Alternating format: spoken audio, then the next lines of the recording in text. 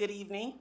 I will call our regular board meeting of directors to order on March 24th, 2026. On behalf of the board, welcome and thank you to those attending our meeting in person, joining us over Zoom, and staying engaged by watching our recording at a later time. The public is reminded that if they wish to speak during community comment, they will need to fill out a speaker form located in the back of the room on the table and turn it in to our board secretary, Ms. Coven, seated at the end of the table on my left. Comments will take place during the designated community comment portion of our agenda. Before we move into our agenda tonight, I want to take a moment to introduce those seated at the table with me. To my right, we have Superintendent Degner, Directors Horn Frazier, Eastham, Williams. To my left, we have Vice President Abraham, Directors Finch, Lingo, and Board Secretary Coven. First item on our agenda is approval for tonight's agenda. Is there a motion? Move approval of the agenda. Second. Thank you. Board Secretary Coven, ready to vote? Online voting is open.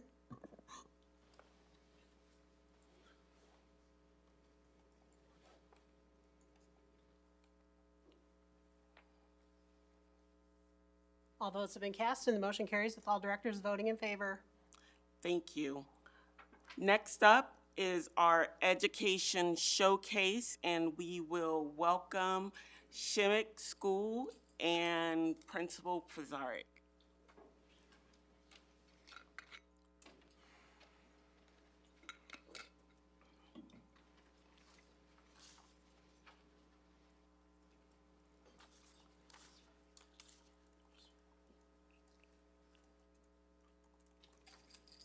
Can you hear me?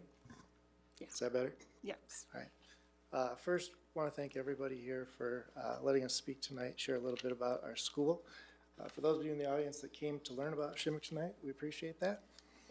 I want to introduce really quickly Hillary Mullenbrook. She is our PBIS team lead, as well as one of our kindergartners. We've also, kindergarten teachers, excuse me. Jamie Davis is our other kindergarten teacher. She also serves on our leadership team and our PBIS team. And so we want to highlight some of the really positive things that are going on at our school this evening. And we've also got two of our third graders. We've got Bowen and Juniper that are here with us tonight too. So I think when I first came to Shimmick, it was about 8 years ago now, I think one of the things that really stood out to me was just how amazing the entire community and the school in particular was doing with their PBIS program. It was something that wasn't entirely embraced by the community at that point in time. But the work that Hillary and some of the other members of the team at that time that they had been doing was absolutely amazing. So as time went on, we had the renovation as part of the FMP. We went at that time after we got the renovation completed. We thought it might be good to maybe rejuvenate what we're doing with our kids as far as expectations and things like that. So we went from about 5 things that none of us could remember to the 3 R's, which are up in front of you right now. So let's see. And then I think it just tied right into the HRS work that we started to do the following year when we think about safe and supportive communities. So I'll turn things over. Not that fast. So you'll notice that, so we are the Shimmick Sharks, so we really went with the shark and pirate theme, the 3 R's. So now we also have a school treasure chest that sits next to Miss Sally in the main office. And it is getting filled with gold tickets, but we call them gold bars, going with the pirate theme. And students can be recognized for being respectful, responsible, resilient. And if a teacher sees them doing one of these things, we give them a gold bar and we say, you know, nice job showing your friend respect. When, you know, they were talking, you stopped to listen to them. And they get gold bars. And then they collect them depending on the teacher they put them in their own little treasure chest or baggie, and then they get to spend these gold bars at a shark shop either in their classroom, or we've started using PTO funds to fund a school-wide shark shop with little fidgets and that sort of thing. So Juniper, do you want to share what you bought in the shark shop that the fifth graders brought? You want to come up here? Go ahead. I've bought lots of things like gum and fidgets, but I've also bought candy for when we did a whole class goal for a movie, and I got to snack on a sucker when we were watching it. Yeah. So those are the individual rewards to keep things positive and keep kids feeling, seen and acknowledged in school. And then on the right side of this picture, there's a classroom goal. So there's also class-wide gold coins that the whole class can earn. So for example, this classroom goal was to follow directions quickly. So if the teacher notices that in general, the entire class is doing really well, they get a gold coin. And then if they fill up all 10 of them, then they can get some sort of a class reward. And what did your teacher give for a class reward? Our teacher gave a hydration station where she had water flavor packets, and we got to put little candies on the side. And then the final one on this slide, there's we call them shark sightings up in the top right. They're little certificates that teachers can fill out to call out a student, and it's announced on the announcements in the morning. Like so-and-so was seen being responsible in the hallway, and this is what they did. And then that way there's some school-wide recognition as well. Sorry, make sure I don't forget anything. So the staff, also the PBIS team, got feedback from other teachers and noticed some need during lunch and recess to acknowledge even more positive behavior, to make sure that we're really acknowledging the really great work that students are doing in these lower structured times. And so we started giving blue bars during those specific times, and then staff can be given little prizes if they have given out a lot, to help motivate teachers to give out even more bars. I don't know how to change that.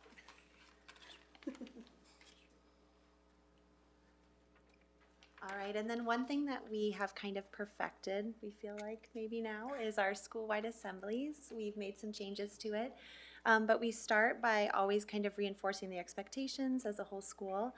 And then we've had teachers nominate certain students who, yes, maybe they're getting gold bars, maybe they're getting shark sightings, but we felt like those are students who have really stood out and needed, that extra recognition for consistently doing the right thing. So each assembly, a teacher will nominate 1 or 2 students that they felt like that month was really doing a fantastic job. And then the entire school will sit and listen to what that student did as the student stands up to get recognized. So you can see that's kind of an example of one of the slides on the left, and then on the right is a picture of all the students that were recognized at that specific assembly. And Bowen's going to tell about when he was recognized. When I was recognized at the assembly, I was being responsible and a role model for others. So once they called my name and talked about me, I stood up in front and everybody was cheering for me and stuff, and it made me feel really good. So each of the students get that opportunity as well. We also do like a fun game. One time we did this rhythm activity where there was a song and it had on the screen like when you would clap or stomp or pat your legs, and so the whole school was kind of working collaboratively on that activity while also having fun and enjoying themselves. And so we feel like the assemblies have really been a great way for us to model recognizing students while also giving them the opportunity to have fun together and build community within that atmosphere.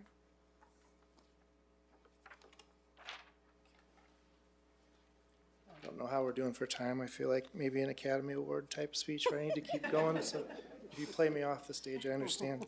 But one of the things that we just recently added is just part of that continuous improvement mindset that we have within our building.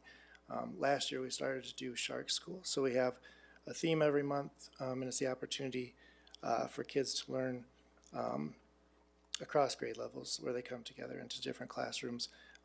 And I think one thing that we've noticed as we started to gather feedback from staff and from our students is just how much it's increased our sense of community within our building. So I think the teachers are excited about it. I think the kids are excited about it. And I really enjoy going around and getting to see what's going on in all the classrooms. So just a couple more slides, I promise. So one thing about Shark School is we wanted to find a way to get the littler students getting to know the bigger students so that when they see them on the playground, they're not intimidated by them. They're like, hey, I know you. I saw you in Shark School last week. And so these Shark Schools are K-5 in every classroom. And what happens is we'll pick a theme for the month. Students will get to vote on their top 3 choices of what topic they want to learn about. This is kind of an example of what we show the students. And we put together a ballot. And then the teachers can also then share who they want to showcase as well. This was a ballot for Black History Month last month. And, you know, the students get within their top 3 choices. They go, we make an announcement, okay, make your way to Shark School. And then we all go to our various rooms to learn K-5 building community and topics that we don't tend to have as much time often to focus on. So, yeah. So this is just some pictures of some of our kids enjoying Shark School. Like Mr. Psarek said, we really feel like it's increased positive interactions between staff and students and the relationships among the building, not just between staff and students, but between students, as Ms. Davis mentioned, is just kind of a stronger community. There's joy. You can see how much they're having fun in the different activities. The students look forward to it every month, and it's kind of one of those things that it's just giving us an opportunity to kind of interact with each other and find joy in that learning in a way that maybe we don't get to do as often in those kind of multi-age groups with new people. And also then, you know, once you've had those kids in your class, it's easier if they need a little redirection or maybe you just want to continue that relationship building. It's a really easy way to do that. So we really feel like our PBIS system and kind of just this additional work that we're doing has really helped our culture, both the staff and the students. When we did like a mid-year check on PBIS, across the board, all the staff commented that Shark School was their favorite and they really wanted to continue doing it. So between the assemblies and the tokens and Shark School, we feel like we've built a really strong community at Shimmick, and we appreciate you letting us share.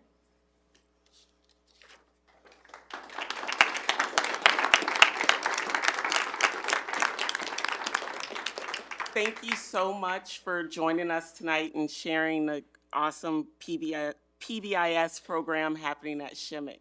Thank you. Next up is community comment.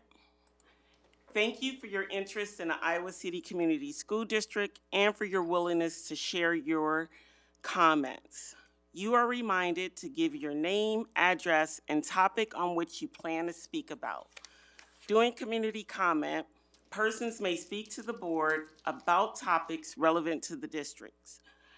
Speakers who make comments are reminded they are responsible for their own statements and may be subject to legal action for those which include hate speech and that are threatening, harassing, or defamatory in nature.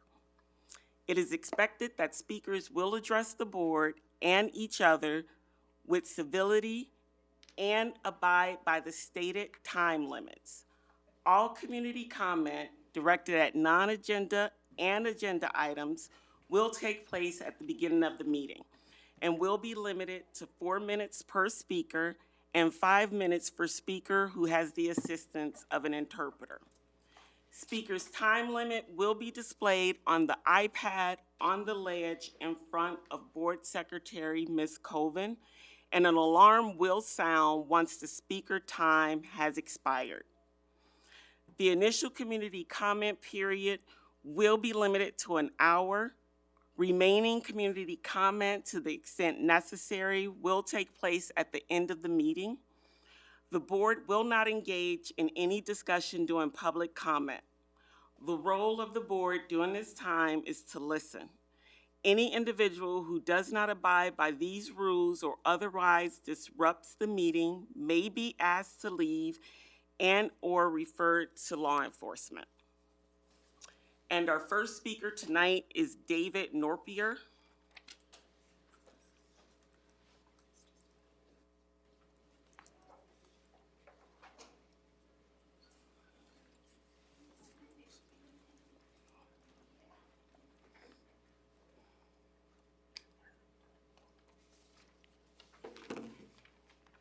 Good evening. Last week I was asking you guys some questions that had been asked of me and I didn't get to finish, so I've got a couple more. Why are you letting the people who broke it fix it? And why are board members allowed to speak out of turn when they disagree with other board members? Isn't it the president's job to moderate that? Okay, moving on. We can do so much better. Our administration is good. We're not the worst in Iowa. I think this year we were ranked 12th. But we can do better. We have major behavioral issues that have been there for years and years. And we have an administration that has been here for years and years. And those behavior problems are still a very real issue for our teachers. I had one teacher describe their experience as hell. I had teachers telling me that they were considering retiring. I've had students tell me that there were issues in the classroom. I had teachers tell me that they had to use computers to take a break. We can do better. We have a lot of children who are underperforming. They're not meeting their potential. Everybody knows this. We don't seem to have the money to fix it. We need leadership with a vision that focuses on that above everything else. Every time I come in this building, I just ask why. I mean, think of the resources that have gone into this, and we didn't really need it. How can our leadership solve this problem? We have amazing community resources. That is the wealth of Iowa City. You have seen Mary, Angela, Maka, Laura, me, other people come up here and tell you that we need change and that we can do better.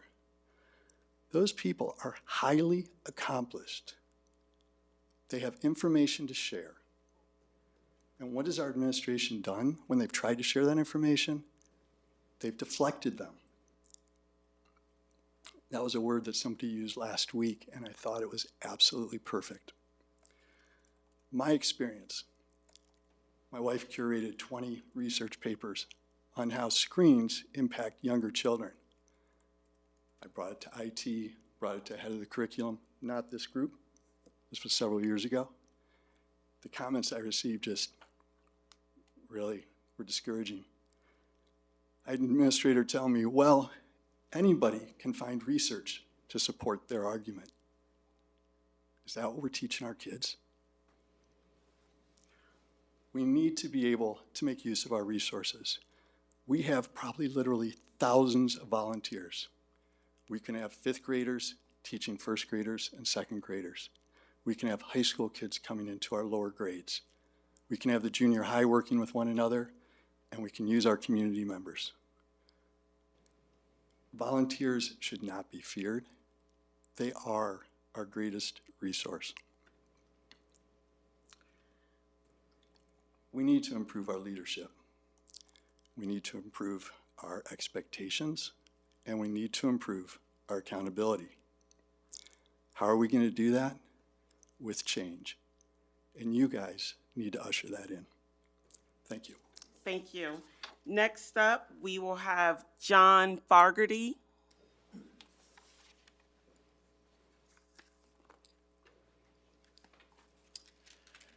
Good evening. West High grad, current Shimmick parent. Nice little bonus there to have our wonderful principal in here tonight and a couple of our teachers. I want to share some personal experience with you. I serve as the board president for a business in the corridor that does tens of millions of dollars of revenue every year. We also use policy governance, much like you do. We had to fire our chief, excuse me, I should have brought some more. We had to fire our chief executive a couple years ago. And it was really hard to figure out what, when we'd reached that, that point in time, that we had to make that very difficult decision. You have reached that point in time. You've probably passed it. It's time to fire your chief executive. The moving of $10 million between accounts would have violated our policy. We have a $10,000 limit. I'm sure your limit is not 10 million plus $1. If it is, you should probably look at that policy and revisit that. I know when our chief executive has issues and needs the board to approve a purchase or any major issues, you know what he does? He calls me. He doesn't bury it for 4 or 5 months. The fact that you're 3 years behind or thereabouts, 3 years behind on audits, there are more surprises to come. I would gamble a fair bit of money on that. Let's hope there's not, but that's probably the position we're in. That email to administrators a couple weeks ago asking for them to sign on to a letter of support, that smacks of guilt and cover-up, at least covering their asses. They know bad things are happening. I'd love to have them help us get out of this hole instead of, by getting out of the way rather than continuing to dig us deeper into the hole we're in. That half-baked school consolidation plan that was released about 1.5 years ago, that wasn't really a plan, didn't engage the community. I mean, talk about an unforced error. That junior achievement video game, I love Grand Strategy and Forex video games, and if I had nothing else I had to do in life, I'd spend a lot of time doing that. I would love to get a crack at that thing. I'm sure we have been swindled for every penny we've spent on that. You know, West High is #1 in the state for 4 years in a row now, and all of our traditional high schools are in the top 12 for at least the last 2 years. We have an embarrassment of riches.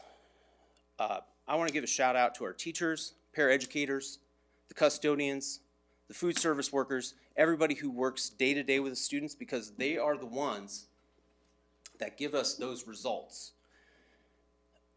What happens in this building is setting a tone for the district. And that tone today is deception and irresponsible behavior. And if there's anything you could call leadership, it is not healthy leadership. It is not the leadership we need to carry us into the future. So I want to assure you, you are at or past the point of getting rid of the chief executive. And if you have time tonight or an executive session tomorrow, you should immediately consider firing the superintendent. It won't solve everything. But it will make you feel like you've taken the first of many big steps towards solving the crisis we are in. Thank you. Thank you. Next up, we will have Angie Rogers.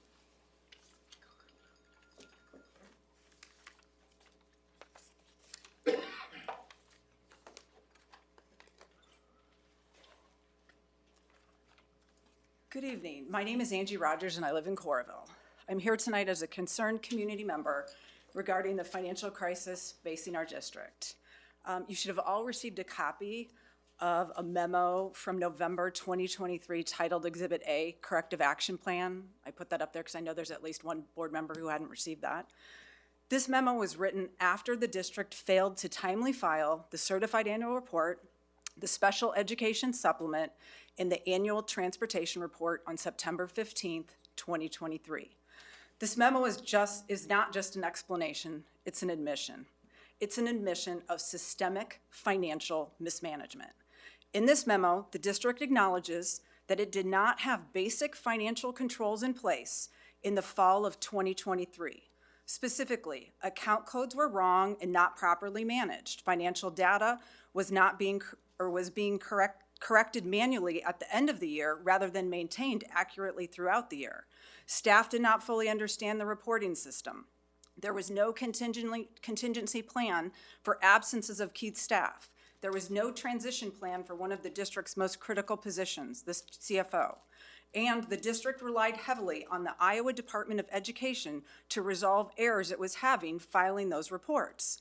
These are not complex, high-level failures. These are basic financial management practices that should have already been in place. My first question for the board and district leadership is, why weren't the controls identified in that memo implemented immediately in the fall of 2023 when the problems were identified? What the ICCSD community has seen since September 2023 is not improvement. It is an escalation of the same failures, from disorganized financial systems to continued lack of internal controls to a district now facing a reported financial crisis totaling at least $24 million. And despite all of this, district leadership has remained largely unchanged over the past 3 years, with the exception of the CFO position. The leadership team that identified these problems is largely the same leadership team today. Yet more than 2 years later, the district has had to bring in an interim CFO to reconcile years of accounts, draft policies and procedures, and train staff on basic financial functions. This memo was presented as a corrective action plan. In reality, it reads as a damage control plan, outlining serious deficiencies, but failing to produce meaningful, sustained change. My second question for the board and district leadership is, what, if any, specific actions were taken by district leadership after November 2023 to ensure the controls outlined in that memo were actually implemented? And my third question is for the board.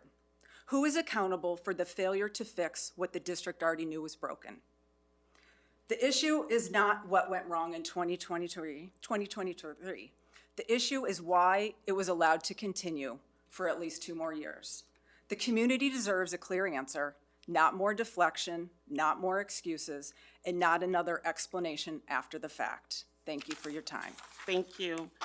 Next up, we will have Jenny Strathers. Sorry.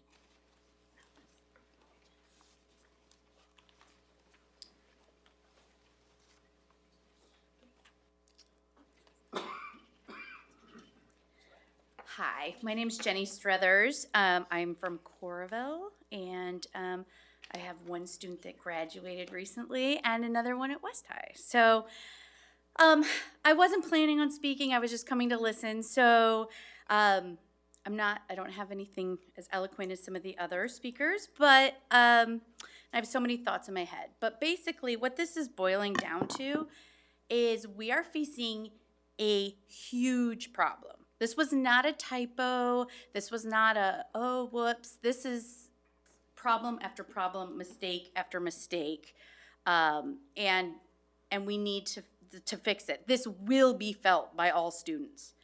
I listened again to the meeting from 2 weeks ago today, and a problem that I really felt was when talking about tabling the cuts. There were comments made that making cuts in admin, would be symbolic, but it wouldn't probably find any real money to make any big difference. Why? Why is that? Why is that the case? I mean, what if we found 8 positions in that hierarchy that we could get rid of, that we just don't need? They're nice to have, they're a want, and it does make our district better, but we may not need them. That's a huge cost savings. And I think that is kind of symptomatic of this position that some people are taking that, oh, okay, yeah, we can look at admin, but that's where it needs to come first. It has to come from there first before we go down to the classroom, to teachers. I agree, it is absolutely symbolic and we have to do it, but it could be more and we don't really know till it's examined. I mean, maybe it won't be as big as some of the public has in their mind that it could be, but we don't know until it's really examined. There's other things we could look at. Why are we operating this building and the old Dodge building? Let's get rid of one. Let's close it up. There are operational costs. Maybe it's only a teacher or 2, but come on, that's a teacher. Let's not be operating both buildings.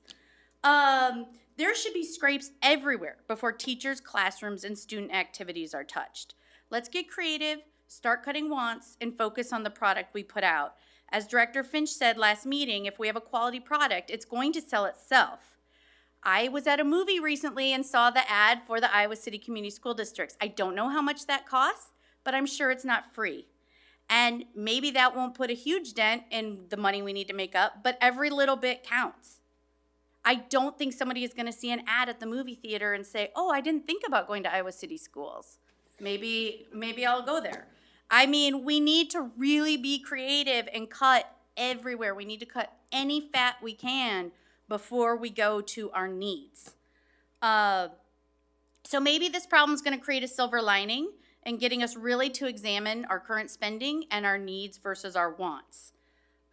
We also need to consider that the public faith in the district and admin is very low right now. I have been involved in various PTOs, still on the West High PSTO. I've had several parents reach out to me asking what is going on, what is happening, and very upset. We need to rebuild that trust, and I know there's going to be hard decisions that need to be made, but I think we have to look at it and make those decisions and do it with as much transparency as possible. Thank you so much. Thank you. Next up, we'll have Maka Pilcher Hyatt. Hi, I'm Maka Pilcher Hayek. I sat on the school board and I've been a huge public school advocate for 10 years. I've also practiced law for over 20 years. And that's relevant right now because we're talking about issues that have serious legal implications and a board of lay people. You're not supposed to be your own lawyers. I mean, I understand there's a lawyer on the board, but even if I were on the board, I would make sure I had the Allers Law Firm helping me out through this. And I'm concerned, I know there's a policy for specific reasons that the board is supposed to go through the president and vice president to communicate with the attorneys. I don't think that that's necessary at this point. I think you need to make exceptions. Almost every issue we're talking about right now with this budget crisis has serious legal implications. When you have people calling for the termination of the superintendent, the deputy superintendent, other members of our cabinet, those are legal decisions.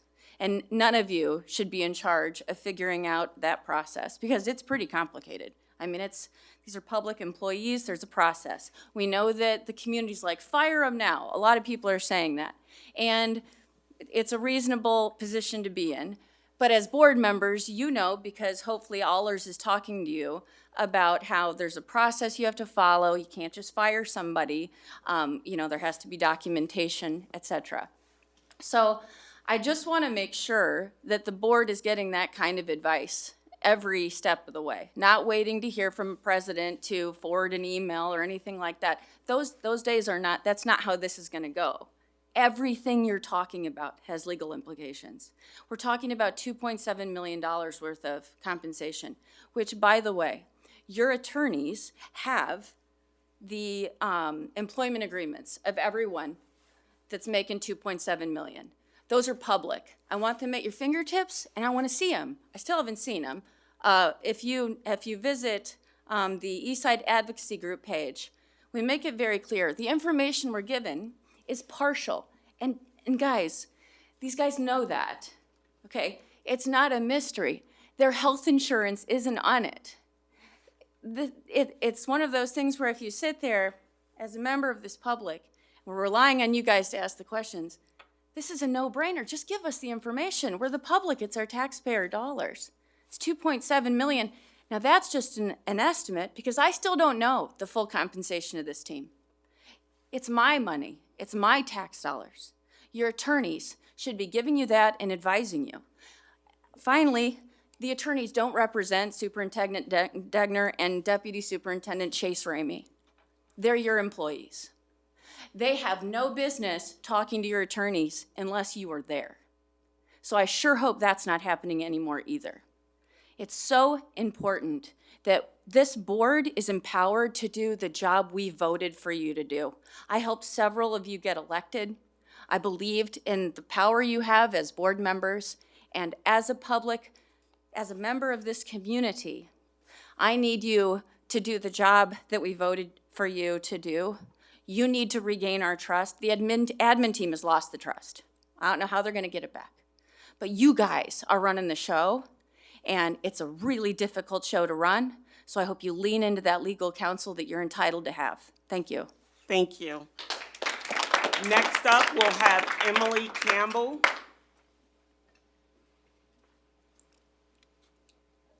My name is Emily Campbell. Oh, excuse me. My name is Emily Campbell. I'm a Lucas Southeast and City High graduate and the parent of 2 kids in the district. I think most of you know me by now. On tonight's agenda is review of the Financial Oversight Committee Charter. The language of the current charter is an embarrassment and has no substantive content. The fact that the committee did not meet for over 18 months over the same period when financial oversight was negligent is an embarrassment. The fact that you have members on this board who have served on other volunteer boards and have served as members of financial oversight committees and have not moved to make changes in this realm is an embarrassment. I used AI to do a simple search for other school district charters and immediately came up with multiple excellent examples from the state of Iowa, other districts. I'll be using ChatGPT to update one of those examples to align with Iowa City Community School District, and we'll be sending it to you, the board, this week for your review and consideration of updating for your charter. This will take me a total of 30 to 60 minutes. I'm a community member. To a previous community speaker's point, you already have volunteers doing this work. I'm doing it because I have an expertise in this area. I care about this district and I want it to succeed. However, I'll argue that it should not be me, a community member, doing this work. I wasn't elected to do this. I'm not being paid to do this. I do it because I care about this district. But these are basic governance issues. You, the board, should be taking the appropriate oversight steps to ensure your policies grant you the appropriate oversight responsibilities to do your jobs. Thank you. Thank you. That concludes community comment. Next up, we have a public hearing regarding the conveyance of an interest in real property. Vice President Abraham. Now is the time and place for the public hearing on the conveyance of an interest in real property, a parcel of land in Section 22, Township 78 North, Route 6 West of the 5th PM in the town of Hills, Iowa. The Board of Directors set the date for this public hearing on March 10th, 2026. Notice of the public hearing was published in the Iowa City Press Citizen on March 11th, 2026. Are there questions from the board? Are there any questions from the public? Hearing none, I will close that public hearing. And before we get to tonight's consent agenda, were there any questions from directors who reviewed the bills this cycle? I had a couple of things that I want to highlight, pulling the bills from the consent agenda. Go ahead. Oh, you want to pull it? Yeah, Okay. just Yep. to highlight a couple No of things. problem. All right. And on tonight's consent agenda, are there items directors would like to pull? Yes, please. Tell me what item. Sorry. The bills, thank you. The Or accounts payable. Yep, thank you. Any other items? Hearing none, is there a motion to approve tonight's consent agenda minus accounts payable? So moved. Second. Thank you. Board Secretary Coven, ready to vote? Online voting is open.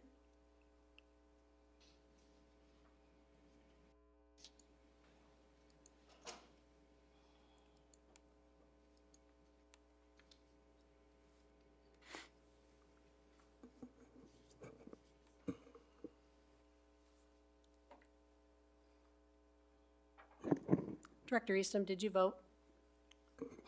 I thought I did. How would you like to vote? Yes. Thank you. All votes have been cast and the motion carries with all directors voting in favor. Thank you. And that takes us to the item that was withdrawn from consent agenda. Director Horn Frazier. Thank you. I just wanted to point out a couple of things that are, I think, in the spirit of a lot of the concern in the room today, and that is just that, first of all, we, as a board, take turns every, I don't know, time around to specifically take responsibility for reviewing the bills. I'm a newbie on the board, and so it has been a big learning curve. I just wanted to share that, and so I have two comments based on my experience in reviewing the bills this last time around. The first is sort of a system-oriented comment, which is that I I would love to add to our either regular annual training as a board or specifically our onboarding, some guidance in how the district processes information about bills so that when we are reviewing them, we can do so in a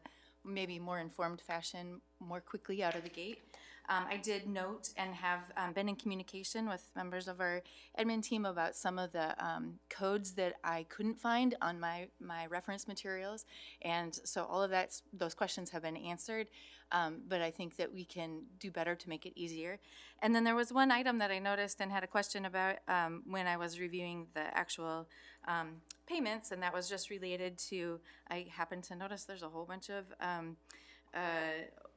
printer overage fees, and that made me think that perhaps that leasing agreement might need to be revisited. So I want to commit to being active in reviewing those on a regular basis and engaging in conversation about what we see there, and taking action where needed. Thank you. Thank you. Any other comments or questions regarding the accounts payable?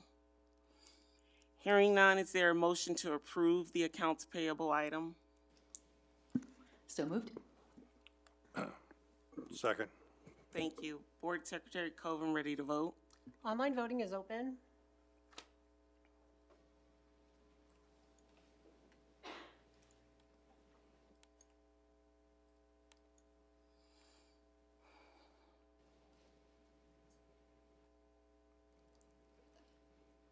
All votes have been cast and the motion carries with all directors voting in favor.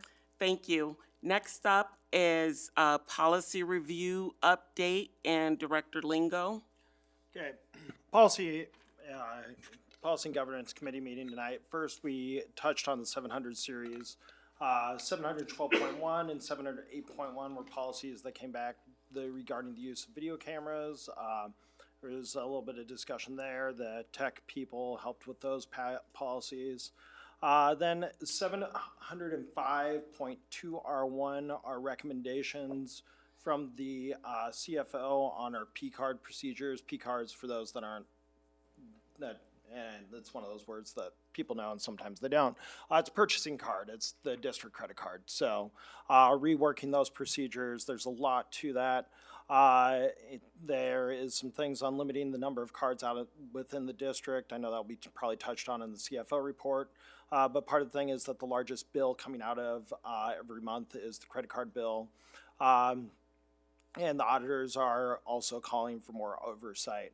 Additionally, questions were offered about how the new policy will work, and I offered some language to ensure more board oversight over P-card statements. I'll talk about that later a little bit more. Then 701.5R1, some discussion of financial metrics. And if any board member if you want to interrupt me, feel free, about making sure that we're monitoring these being brought up. What are we doing to set up the monitoring of them? Will these metrics trigger anything for the board for board action? Then 707.4, which is on the audit, to make sure that there's some clarifying language to make sure that that there's communication from the auditors to the board. Then we talked a little bit about 303.4, administrator salary and compensation. I was offering some changes. We're going to go back and look at them a little bit to give the board more oversight over the salary and compensation for administrators. There was a little bit of discussion of 200.3G4. Sorry, I'm going through all these numbers. The financial charter, and this will be something that we will come back to potentially in the financial committee meeting. And then departing words were from another board member of wanting to look at the policy 303.2, administrator qualifications and appointment at a future policy and governance meeting. I think that covers it. If anybody thinks I'm missing something or has something to add, please feel free.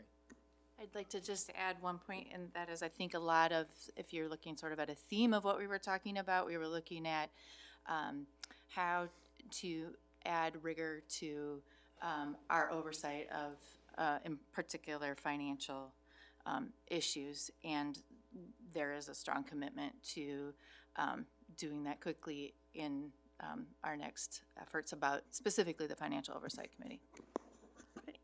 Any other comments from directors? Hearing none, we will move on to our discussion items for tonight. And the first one is the interim chief financial officer report. CFO Michael Lee.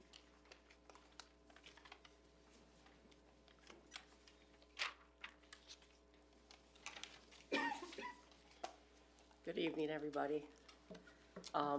In the packet, you had received the report that I sent you for the last 2 weeks since we weren't here last week. So I won't go into the prior week as it's been updated since then. I want to give you a couple highlights from even last week's report. As of yesterday, our reconciliation for fiscal year '25 has been completed for the general fund through March of '25, so that's been significant progress since we last were here. The other funds will be a lot easier to reconcile as a lot of the stuff is falling out from the general fund right now. So we've made some good progress there for the general fund. The auditor's PBC listing was also included here. I don't know if you've ever seen that before, but I thought that would be important as we are in the audits right now for fiscal year '24. Sorry, it's a lot of fiscal years.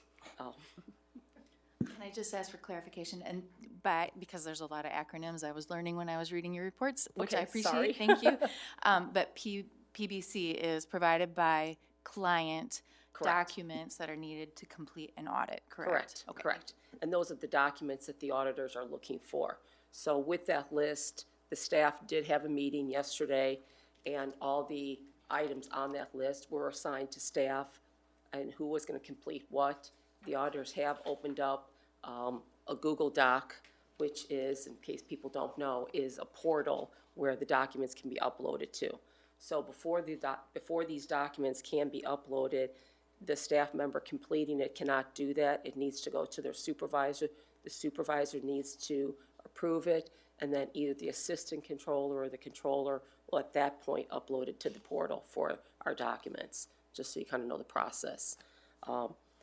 I thought that was very important for the staff to be involved in their areas that we're working on right now, because going forward, as we talked about, the monthly checklist that we're putting together, that's basically going to follow this same process without the portal piece. But we are planning to design something on our I can't remember what you call it, your portal, where we can share the monthly reconciliations and the documentation.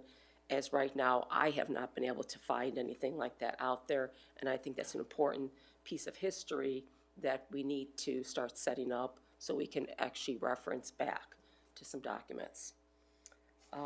That's all I had for you tonight. I figured I gave you enough information in here, but to kind of explain why certain documents are in there.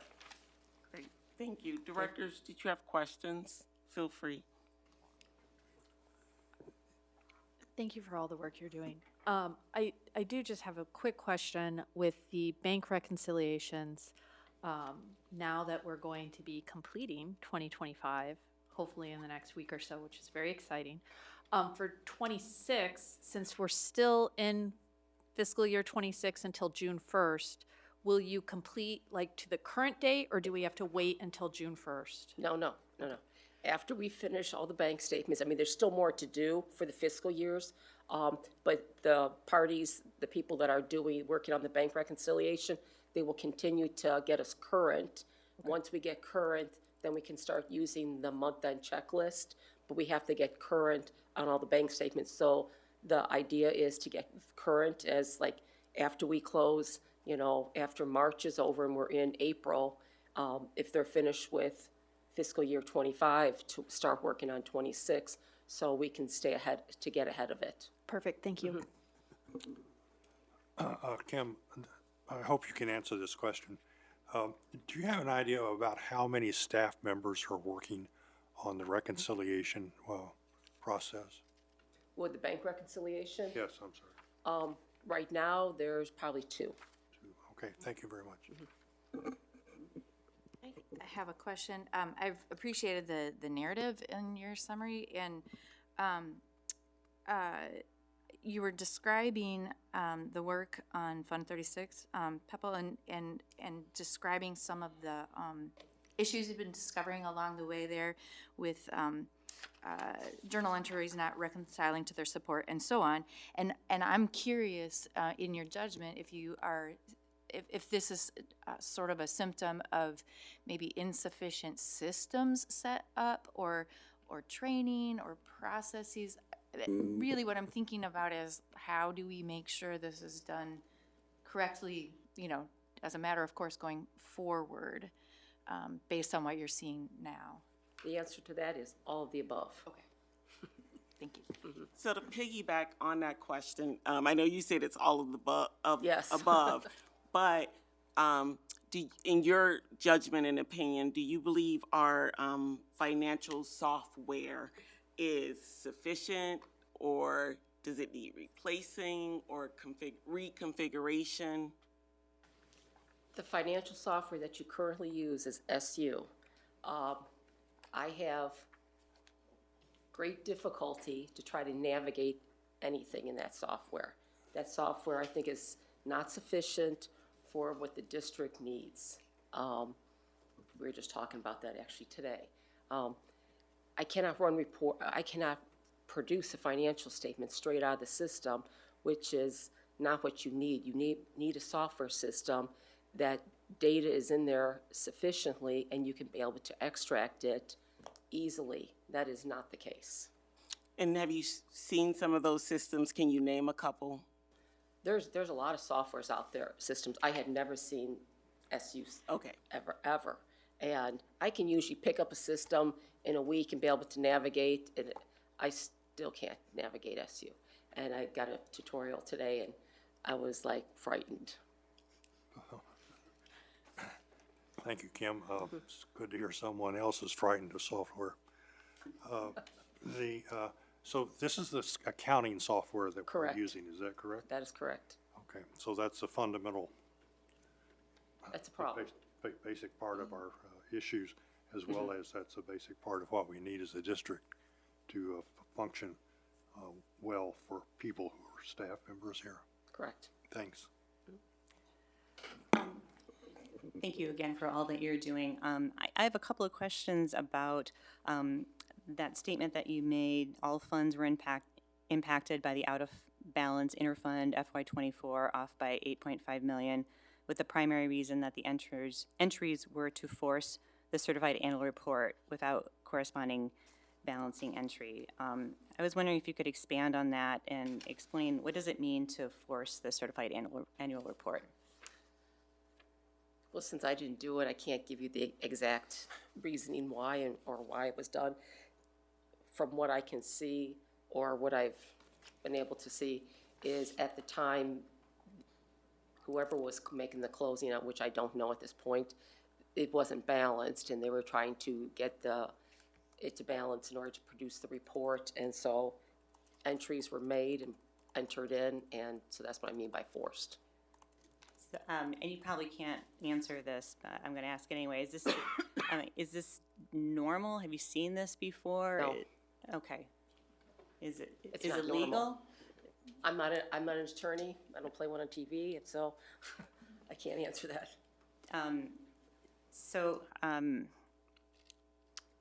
Do you know if we need to resubmit the certified annual reports, or how does this even work? I don't believe you can do that. Okay. Yeah. Okay.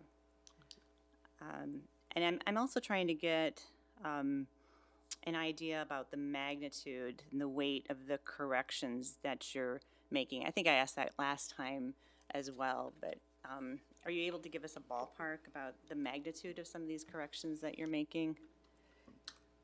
Not at this time that specific, because Okay. there's a multitude of errors, and like just looking at the software, journal entries, my one initial impression was there's lack of clarity of what's even written as a description. If you can, sometimes it's like no description, it's variance. Well, what does that mean? So those kind of things need improvement on significantly, and there's other things we want to discuss, because I just was made aware of some of these things this afternoon, so. Okay, all right, thank you. And then one last question. Do you have a status of the anticipatory warrant? Have we, has it been necessary to use any of those funds at this point? We haven't used anything yet. Okay. Yeah. All right, thank you. Since I've asked this question 2 weeks in a row now, I'm going to start with it. Are the financials currently in place to know if our budget cuts are on track for what we need, or if you have enough information to tell us that we're good to go on negotiations? I haven't been a part of the budget cuts, yeah. Okay. Will there likely be other interfund loans to get some of these things back on track? I can't answer that. Can't answer that. At the last meeting, you mentioned having to train people. I had got several questions on this out in the public. Is it that we hired people that didn't have experience in that area that they were assigned to, or is it getting people trained into a specific kind of system? Or no comment? I really don't have comment. I wasn't here. I didn't hire these people. Okay. I didn't interview these people, so. But you're having to train them, correct? People are having to be trained, yes. Okay. So I'm going to move on. There's a couple questions I'll get back to. So the P cards, going to the purchasing cards. One of the things that we are supposed to do is, as a board, have someone review the P card statements once a month. Under the current policy, we have not been doing that. I will note that the last meeting that a P card statement was addressed at was August 2023. That would have been the last meeting of the last CFO.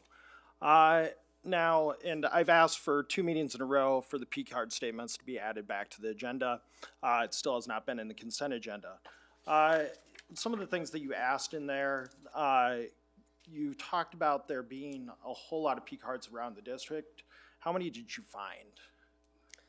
I don't have that. I could get you that exact number, but Okay. I thought that there was too many. Okay. Yeah. I guess the next question, let me see. Are we doing anything to review purchases on the cards over the past 2.5 years to make sure that they are real and necessary and actual for the district expenses? I can't be specific on that answer. What I can say is that this is why the P card revision policy is here, because I felt that it needed some attention and some revising yeah. to bring this to light. And what is going into this new P card policy that you've designed? Pardon? I don't. Like what is it? What is the difference between the policy we had and the policy that you've made? One of it is scaling down the number, Yep. and then actually informing, educating, training staff, everybody who has it or can use one, where they can use it, where they can't use it, in different situations like that, so it doesn't get abused or they don't get turned away and not know why they're getting turned away, that they can't use the card. Okay. And then I have a few questions for the superintendent. Who told, or why did the previous CFO remove the P card statements from board review, or did the person do that on their own accord? Yeah, I don't have an answer to Okay. that. Who's been monitoring the P card expenditures since it's been removed from board documents? So P card expenditures, when they do come in, I don't know if you're talking directly about the Just like the reimbursement line items, or yeah. if that would be our business office. Okay. And do we have like a current budget in place for expenditures? Yes. Okay. Then, go back it up. And this question kind of goes back to what's here. Actually, I'm going to go back to the CFO. There are a couple items in this report that was handed to us that I noticed that in the detail from the SBRC in November 2023, one was bank reconciliations. We told the SBRC that the bank reconciliations would be completed monthly for all checking and investment accounts, and it would be done by the 10th of the following month. When you came here, was that happening? No. Deposit and posting of receipts. All receipts to be timely deposited and posted within 3 business days of receipt. Receipts to building departments are to be deposited and posted by building or departmental office staff, while receipts to the Office of Business Services are deposited and posted by Business Services Manager. The Business Services Manager will monitor deposits from the building departmental staff and identify and address potential issues. Was that in place when you came here?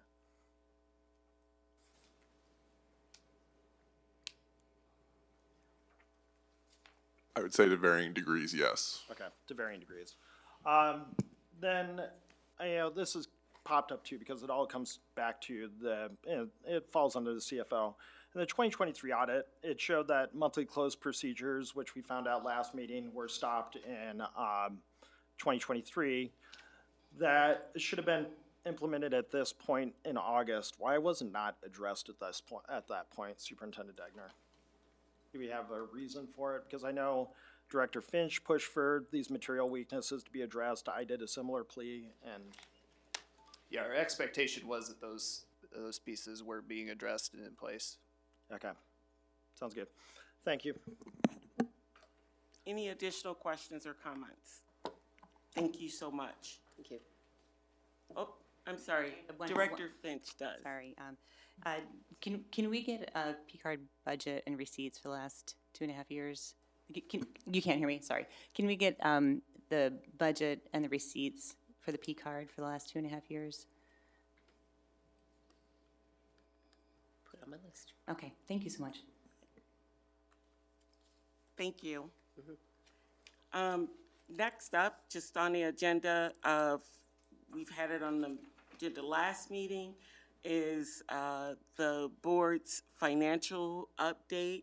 And I know Director Lingo had a question regarding like where some of these things were coming from. And just a reminder that these are items that directors have mentioned either at work sessions or at our regular board meetings, that items that they or all of us would like to see implemented. It is not written in stone. This is a living document. We have not voted on it, so we're making edits as we go. At any point in time, sort of like the audit resolution, we could move things from the document to an action item. And you'll see that some edits have been made with dates added. I don't know if there's any other comments or questions regarding the document. I have one thing that I would like us to get more specific about. In the second to last bullet, it talks about the detailed accounting of deficiencies and corrective actions taken by the interim CFO to be provided at the end of the interim CFO's tenure. I would like to also be very clear that we intend to use those notes and as learning to develop and or improve accounting and budgeting practices and oversight. I want to make sure that we translate that into action. In other words, I don't want it to just be a list that stays on a shelf. Thank you. Definitely. So I brought it up at Policy and Governance tonight, and about looking at Policy 303.2, which is Administrator Qualifications, Recruitment, and Appointment.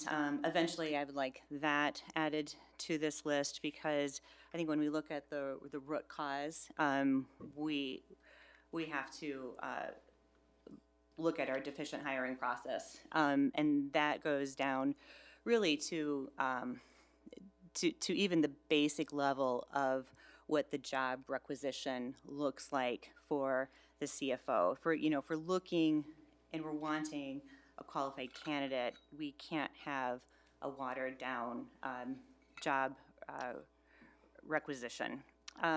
So all of these other things that we're talking about, we're dealing with symptoms and we're not yet looking at the root cause. So that policy 303.2, I definitely wanted to dig into that. I also want us to look, more closely into how the board is involved in these hiring processes. If administrators are indeed our employees, then we need to have more transparency in how our administrators are chosen. And I understand that that we're responsible for governance and not for management, but I would like us to visit an ethical way that we can be more involved in these critical hires, and that's something that we can discuss further at P&G. And then, also, I believe we should have a deeper discussion here at the board table, because, these types of things often aren't one-offs. This is, kind of a red flag for larger systemic and cultural issues within our hiring practices, and definitely something that we need to look into. This district, we need to be the best, and so we need to hire the best, and that starts with our HR department and our hiring practices. Thank you. One thing that, I'll start with the thing that I want to add to the list. If we could have the interim CFO look at this SBRC action plan and see what we have accomplished from it, since we told the SBRC that we were going to do these processes, to just go through the document and take a look at it and find out what we have completed. The other thing that I wanted to comment on, that I saw the elementary model made it to this update. I just wanted to point out that I've been going down that path for a while. I saw a few people out there give me a funny look during the last meeting when it was brought up, because my rudder has always been pointed on one path, which is to provide an excellent primary education without pulling more financial resources from the secondary classrooms and programming. I've been a strong advocate for addressing the model since we closed Hills Elementary. I continue to review birth rates, which is at a 26-year low, both in the state and in Johnson County. And in the fall of 2024, I told the superintendent that we probably should have continued on the revision plan. That was not a board decision, and we had no more board discussion after the one-time attendance boost. A plan that I was supportive, but ultimately, I'm glad we didn't go through it, because I don't know if we would have had any of that savings after what has happened over the past year financially. In the spring of 2025, I sent out a series of emails where I asked the administration to prepare for a budget crisis from low enrollment dips in the SSA. And most of all, I just want the district to be in the best financial situation that it can be. And for those of you not following along over the past few weeks, I've softballed this issue multiple times. I've highlighted how Southeast is currently defunded by about $900,000, and Northwest by $600,000. Next year, we will be removing, if the budget passes, 11 to 13 secondary teachers. We are removing 10 elementary teacher positions. If current numbers hold, we will have around 7,800 students in 6th through 12th grades. We will have around 6,100 students in kindergarten through 5th grades. It is obvious which level is taking the brunt of these costs. So when I'm told we need to be serious about the elementary model, I just want you to ask which board member. I keep going through these numbers. I keep these numbers in my back pocket. I show them to people all the time. When I go to parties on the north side, which are the east side of Iowa City, I'm approached by parents. I go to the parents. Yes, every elementary school could be kept open, but you have to wonder what your child's secondary experience is going to be like. Because at some point, you have to take a show choir away. You have to take a band away. You have to take a football team away. That's the way this works. And part of this, and this leads back to the budget stuff today, because really our budget was under a two-prong attack, or getting hurt by two prongs. We have a third prong. The first one is the enrollment crisis.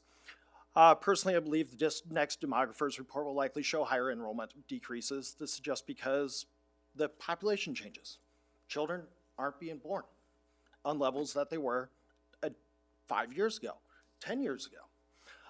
And now the immigration has been functionally cut off.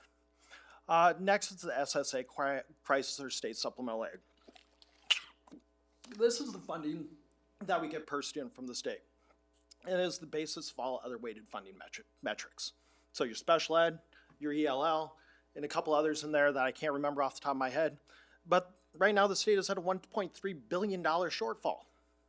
Now, the rainy day fund will be gone in a matter of years, in a handful of years. The state will be faced with a choice of austerity measures, tax increases, or a little bit of both. Next is the third part, and this is of our own making. It's the budget crisis we're in. Why do you think I was so frustrated when I first found out that we were going to be paying $400,000 in an interest loan? That's 4 teachers. And I don't know what the interest looks like that we have totally on our warrant. I asked for it before the meeting today. It still hasn't came in, but you know, this is the equivalent, like I said, 4 teacher positions. You look at those class sizes of 32, 33 for next year, that could have been the division, especially in those buildings with 3 classes already. You could have 4 classes of 26 or 3 classes of 32. And the long and the short of it is that the budget crisis will end up in a loan interest repayment from our general fund. The general fund is what allows us to keep teachers. It's what allows us to keep buildings open. So inevitably, no matter what this loan interest repayment looks like, you have to think of it about $1 million as 10 teachers. In Cedar Rapids' budget model right now, with their cutting, they're estimating $1 million will be saved by an elementary building. We saved $1.6 million from Hills, maybe it's somewhere in the middle, but this is why I am so strong on finding the root causes in order to make sure this district never has something like this happen again. And that requires an inward look at what mistakes were made and how to fix them. So when you talk about potentially closing elementary schools, yes, it probably was inevitable because of the first 2 prongs. But we have to look inwardly at the problems we created to make sure that these cuts are not worse than they needed to have been otherwise. And you know, yes, I know it can be our Phoenix story, and I hope it is, but I will not forget how it got here. Thank you. Any other comments regarding, go ahead, Director Eastham. I was just going to ask you, President Malone, what item in the agenda are we on? I'm sorry, I didn't. What item on the agenda are we on? The item number 2, the board financial leadership update document under discussion items. Okay, thank you very much. Okay. Okay. I just want to make a couple of comments to Mitch's very interesting viewpoints on the problems or the issues before the district that we will find resolutions to.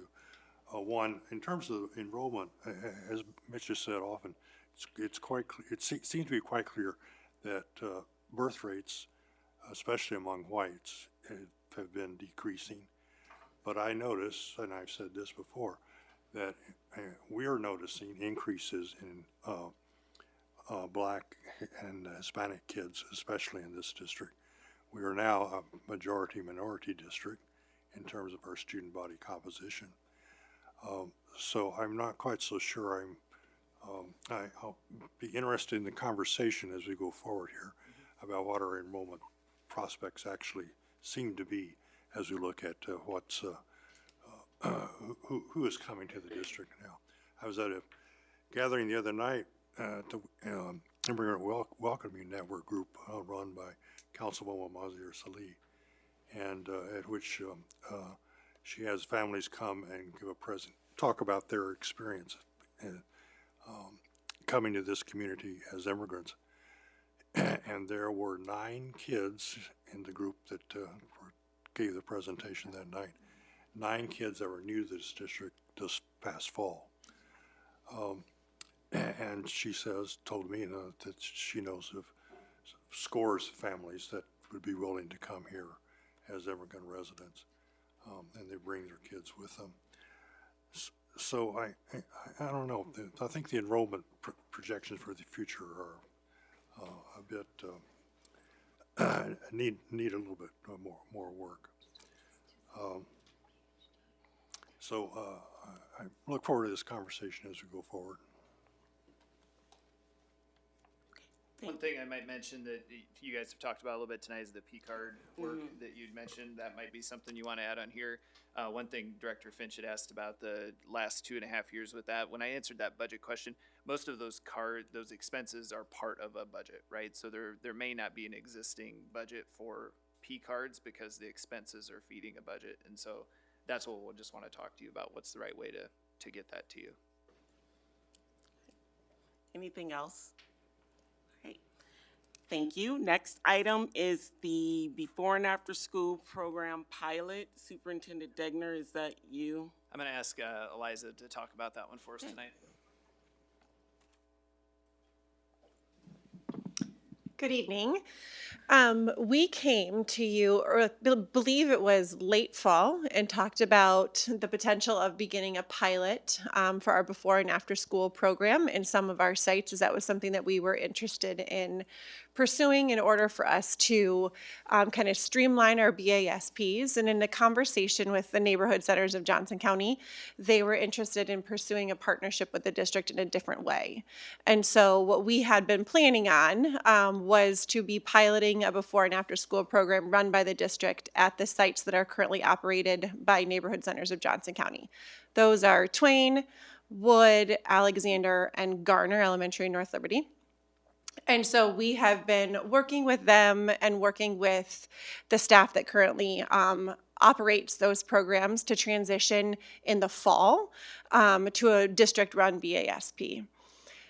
Given our current financial situation, we do not find that it's appropriate at this point for us to take on a new endeavor. And so we have made a difficult decision to pause that pilot for the fall. We've been in conversation with neighborhood centers of Johnson County to let them know that, obviously, first and foremost, to see if they would be interested in wanting to pursue that again. And so we are continuing to talk with their executive director and their before and after school program team to see if that's something that they are interested in. Running a BASP was a hardship for them in the first place, and so I don't know if that's something that they'll want to take on, and if not, then we will go out to our standard RFP process. The timeline for this is still in line with when we've done RFPs previously. We've usually done that mid to end of April, and so we have many meetings set up with neighborhood centers of Johnson County. She's going to go back and talk to their staff to kind of see where things lie there, but wanted to provide you that update that we are not going to proceed with the pilot at this point. Might be something that we come back and look into in the future, but we'll continue to work with neighborhood centers of Johnson County because we want to make sure that obviously there is care for students beginning in August, which is when we were going to take that pilot over. Thank you. Are there any questions or comments from directors regarding this item? All right, thank you so much. Next up is the resolution declaring April 2026 to be the National ARAP American Heritage Month. Director Finch brought that to us last meeting. Thank you. Not sure, the resolution is there, and I believe we're voting on it later. Yes. I don't know if people have any questions or comments regarding the resolution. All right. I don't know if you... I think the resolution is really great, and I really want to thank Director Lynch for bringing this up to us and pushing it. My pleasure. I do want to recognize Newman Abu Isa, who is here in the audience. He is the one that brought us to the attention of the board that April is National Arab American Heritage Month, and I'm pleased to see it being supported by our district. Thank you. All right, thank you. And that takes us to our presentations for tonight. First up will be the certified budget presentation.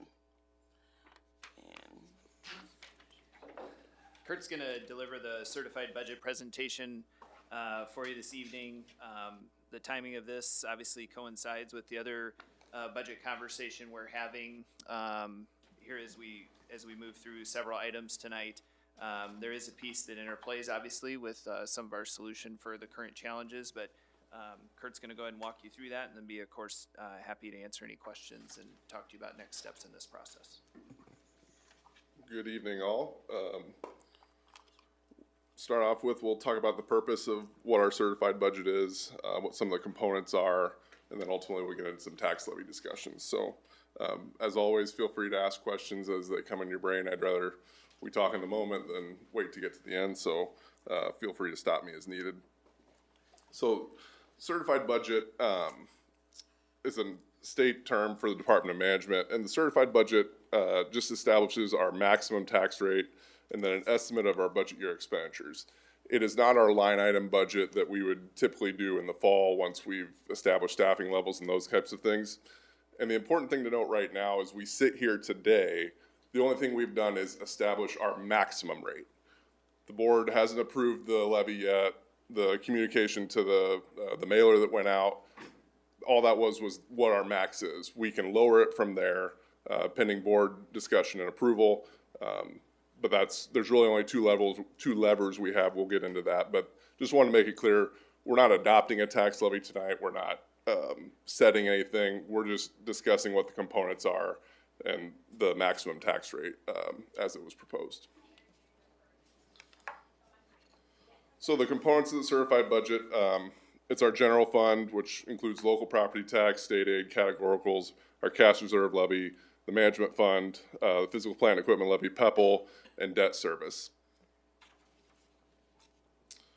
So the general fund, I think as most people know, is driven by two primary factors: our supplemental state aid, which was recently set by the governor and state legislature at 2%, and then our certified enrollment. So our count's taken each October. So our count from this current year, taken October of 2025, is what's going to drive our budget for next year.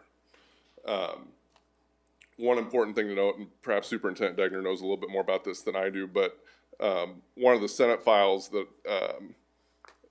is out there requires two counts next year, one in the fall and one in the spring. And I believe they're going to take an average of that, and that's what will inform the budget then going forward. So just something that'll be new for next year. We didn't take a spring count this year. That wasn't a requirement, and so it doesn't affect next year's budget.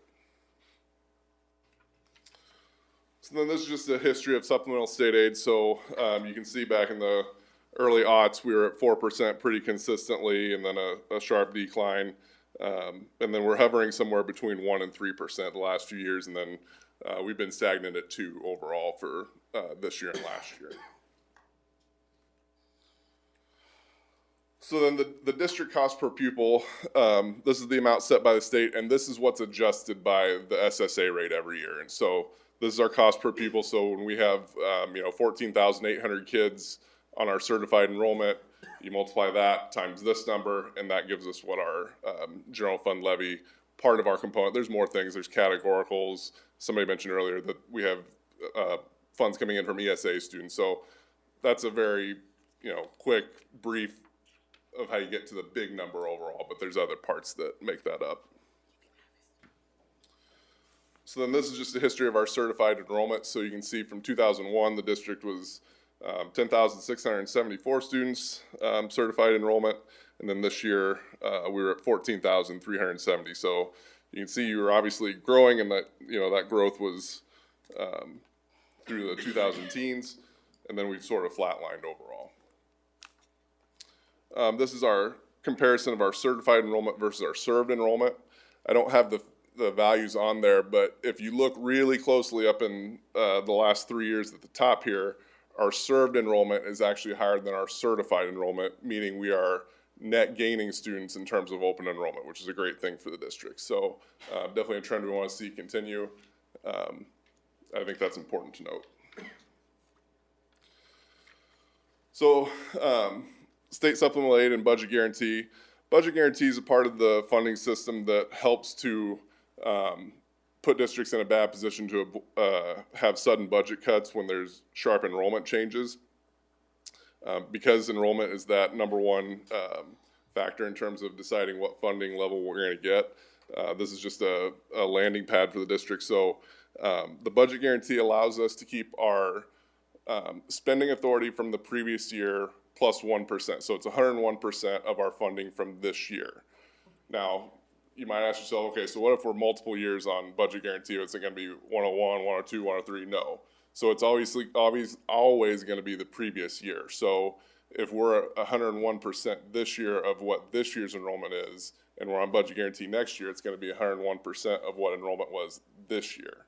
And so if there's a sharp decline, that's when it catches up to you overall.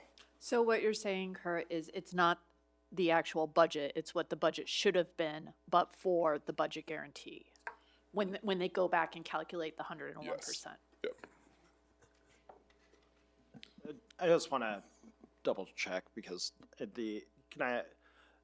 you said that if, let's say we lost some more students next year, then it would be the student count for this year would be the budget guarantee for next year. Correct. Okay.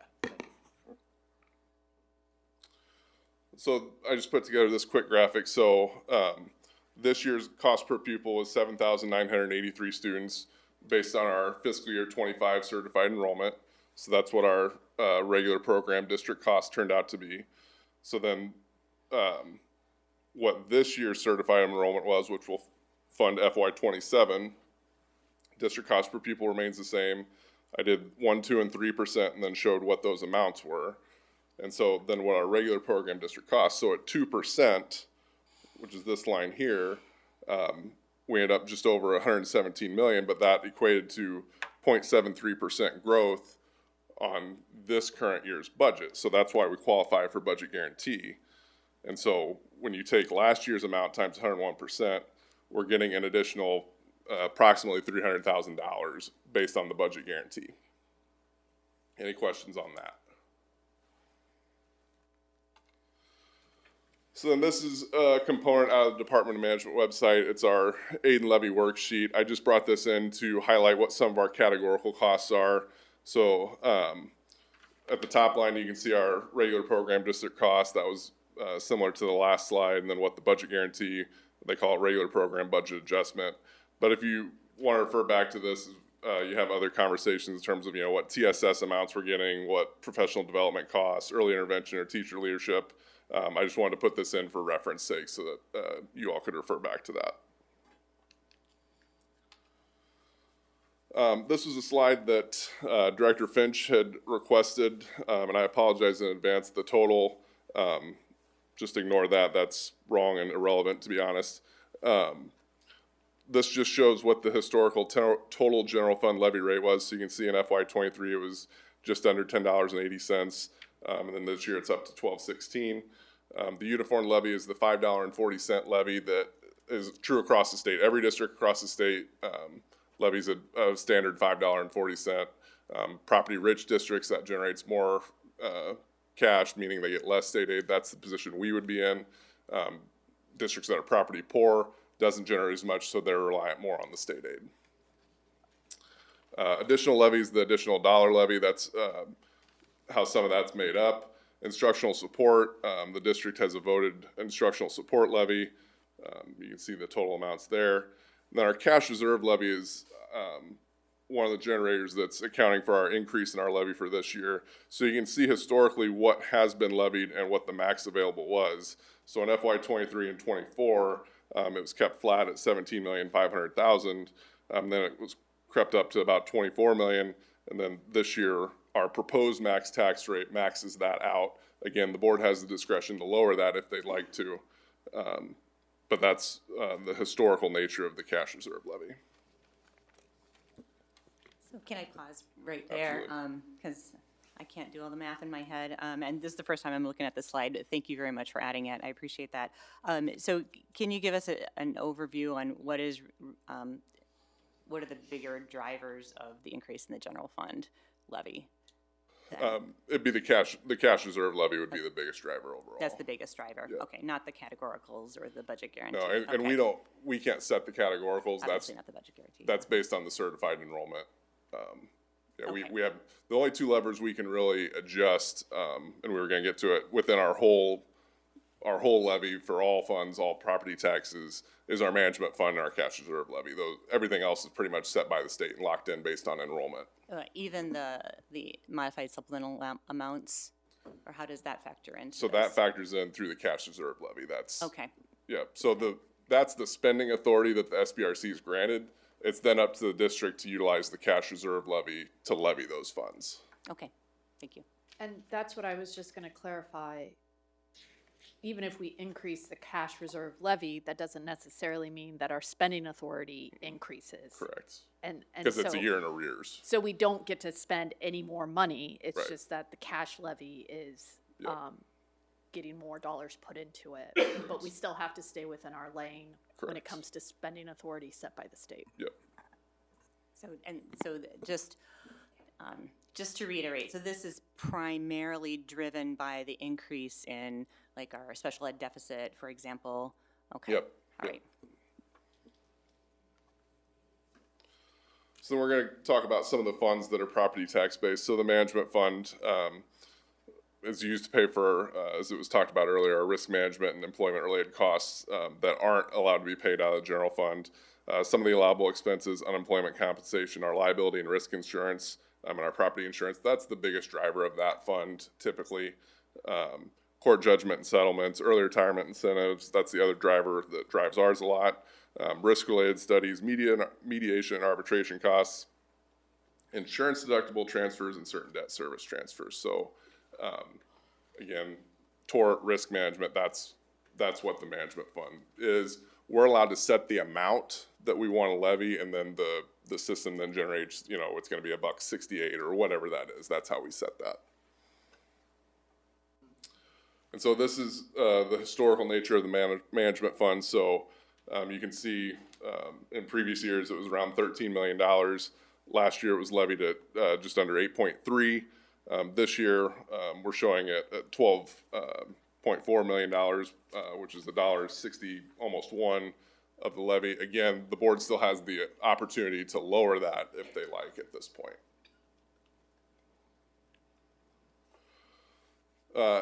Next fund is the physical plant and equipment levy. Obviously, this is a capital fund for facility infrastructure and equipment needs. It's actually in two components, and this is something I don't think a lot of people realize. The board has the opportunity to levy 33 cents on their own just with regular action, and then the voters approve up to $1.34, which this district did, I think, 2 years ago, 3 years ago, somewhere around there. So that fund, the $1.34 is approved through FY35. So it's school grounds, construction, renovation, major equipment. We get technology, any leases or lease purchase of buildings come out of there. So this has been a flat levy, so this is a nice way to see what our growth in valuations has done for us since the levy hasn't changed. You can see in FY23 it generated about $12.5 million, and then the projection for FY27 is just under $14 million. And that, again, that's all strictly due to valuation growth because the levy's not changing. So debt service fund is our voter-approved property tax used to pay for school facility projects. Revenue from this fund is deposited into the debt service fund, then accumulates resources to make payments on principal and interest for bonds. So in September of 2017, the district passed $191 million and some change for construction projects related to FMP 1.0. There were 3 bonds issued, and we'll see those in a subsequent presentation, but those were all issued as 20-year bonds. And so we input a debt schedule into the state's Department of Management system, and then it kicks back what the rate is based on what the valuations are. So the payments are what change slightly year to year from principal and interest, but again, you can see our levy rates going down. Again, our valuations are growing, but the levy can go down and still generate a higher amount. So this is our proposed total property tax levy. You can see the components that make it up there. The pie chart on the right just shows who has control of that levy. So the voters would have the debt service portion of the voted PEPL.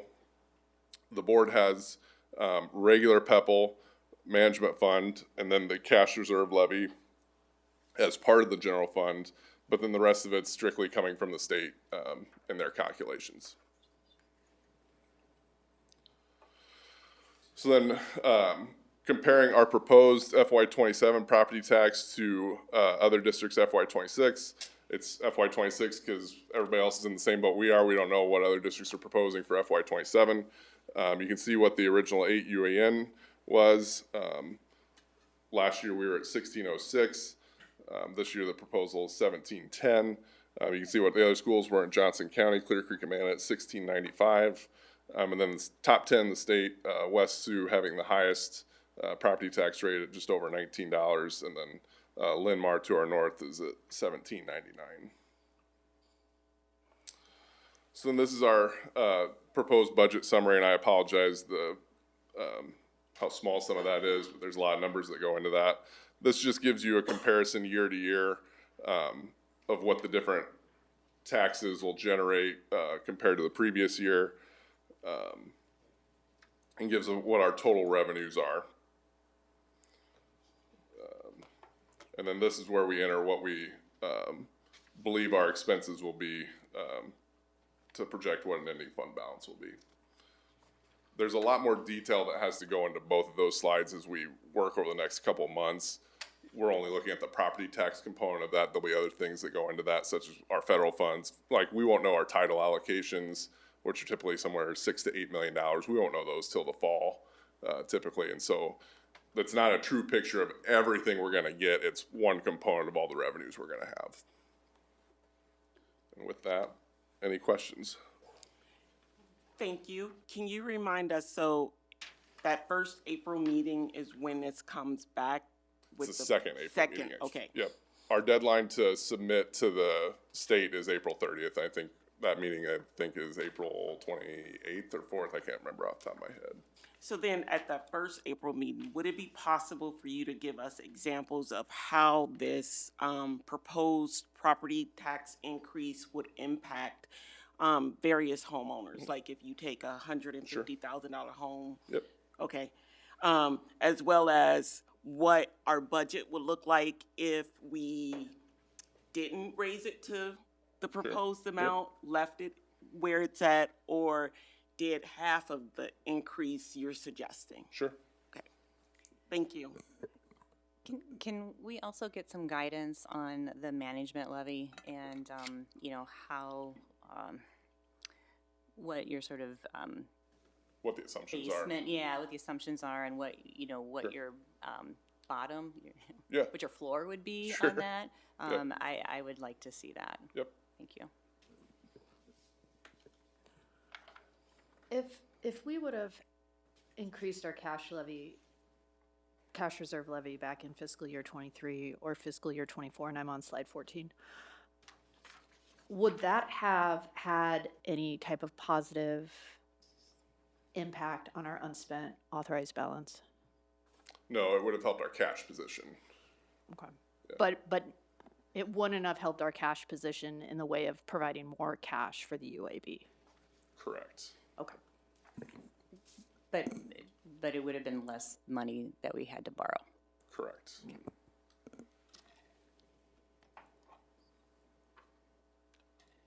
Any additional questions from directors? All right, thank you. That takes us to our review of capital accounts and borrowing needs. Is that also you? Yeah, I'll just stay here if that's okay with everybody. Yes. So obviously, as Superintendent Degner announced at the last board meeting, we've uncovered some issues with our capital accounts and wanted to bring the public and the board up to speed on that and what the anticipated strategy is to help us work out of that situation. So we'll talk about the status of the capital accounts. We'll talk about some preliminary cash flows, and it's important to note as we go through those that I think on April 1st, the professionals will come talk about that. So this is really just to get you thinking about what some of the bigger picture things are in relation to that, but then we'll have a more robust discussion on April 1st with that, which will obviously then talk about the anticipated borrowing need at that time. So just give a quick disclaimer. Information is as good as what we can pull at the time. I tried to pull from sources that were state-related, bank-related, trying to avoid our accounting software as much as possible in terms of numbers that may not have been accurate, but had to pull some expense data or a little bit of revenue data out of there. But just wanted to give the disclaimer that we're trying to use the best data we can to inform this, and that's been communicated with PFM, our financial consultants, as well. So they have a degree of understanding of where we're at, but just want to give that disclaimer. So as our reconciliation investigation got underway, or accelerated, I guess, for that matter, we uncovered that there was a shortfall in funding for our FY26 save and debt service bond payments due on June 1st. We'll get into the amounts that is later. I'm just introducing the topic at this point. So every month, we get debt service funds from all of our property tax rates, from the county. Our biggest allocations come when everybody's property tax bills are due, so that's in, property tax due in March, so they're payable in April, due in September, again, payable in October. And so that's when the biggest chunks comes, but we do get some monthly here and there. So typically the debt service fund should be segregated from other funds. That way that money sits, waits for the payments to be made, and then is spent only on the payments. Well, unfortunately that didn't happen due to some issues in the business office. So some of those receipts were spent on capital projects as part of FMP 2.0 and the start of FMP 2.3. I want to outline, very importantly, they weren't used for general fund purposes. If they could have been used for anything, this is the closest use they should have been used for at that time, but they should have been segregated. So past practice, going back I don't know how long, was that those receipts were deposited with the schoolhouse fund. The schoolhouse fund is one of our bank accounts. We actually have several bank accounts that are labeled schoolhouse fund, but that is typically where your capital funds go. So PEPAL funds, SAVE funds, and previous to this issue, the debt service funds went in there as well. Previously, you would have tried to maintain an account level that would have held on to your payments and gone from there. Unfortunately, that didn't happen within the business office in the fall. So in working with Allers, they indicated that we need to have more proper custody of those funds to be set up. So we set up a new ISJIT, which is the Iowa School Joint Investment Trust investment account that was created to properly segregate those funds. So, Kurt, just so I understand this, so the segregation of those property tax funds eventually had a effect upon the need for general fund monies to pay or ongoing expenses or not? Or No, we'll get into that. No, the funds were not used for any general fund purposes. I understand that. Yeah. The funds themselves were not. Right. But the way they were allocated, did that have an effect upon the availability of what would have been general fund money? No. Okay, thanks. So, you know, when I started back in April, the board was talking about FMP 2.3 and what some of the funding strategies would be for that. We're gonna have to revisit that going into the fall here, and you'll see a little bit more of that later. Ultimately, what happened was design and construction costs for projects outpaced a sufficient revenue stream to support the expenses leading to the shortfall. So we can rectify the situation. The bond payments can be made under revenue anticipation warrant issued in May, and we'll talk about that in a little bit, and then also on April 1st. But we do anticipate, and we're still working with our auditors and our legal team, that another interfund loan from debt service to SAVE will need to be retroactively approved for funds expended through the summer and fall of 2025. I have one question. Yep. And you may not have an answer for it, but I'm curious if, in your judgment at this point, this putting the funds into the incorrect place was a sort of one-off happening? Was it something? I'm curious if you have a sense of the cause of that. My honest opinion, it was poor cash management and poor cash planning. Okay. To be honest, I think some of the expenses that were made in the prior fiscal year probably didn't help the position that those funds were in. So it was perhaps an effort to remedy a cash flow problem? No, I think it was just an honest mistake in terms of it not being segregated. Okay. But not having enough money to pay our current obligations is a similar problem, right? Oh, thank you. I'm going to follow that up with another question. I'm just kind of curious about what we're doing now to assure that that's not happening again, and why that there wasn't an automated system for that to begin with. Great question. So the state and the county allow us only to pick one bank account for which funds will be deposited. But every time we get receipt of funds, we get a disbursement statement that tells us, you know, you need to send 5 million to PEPAL, you need to send 2 million to the management fund, and then 25 million to the general fund. So if those aren't segregated out properly among our bank accounts, because they come into one and then not dispersed among all the group, that's partially what led to the position we were in here. So, and the system that we have in place now, are you confident that that? We have a lot more oversight on it now between myself and Kim, and we're watching that a little closer now, obviously, having uncovered that piece of it. When you talk about I think you said placement of expenses or something like that, so we just spent too much too quickly. Without a revenue stream to support it. Okay. So, yeah, I guess that'd be it. Thank you. Quick question. So the statement of disbursement goes to CFO, COO. Yeah, we get it in the mail. It's paper form, and I think it gets emailed to us also, to be honest.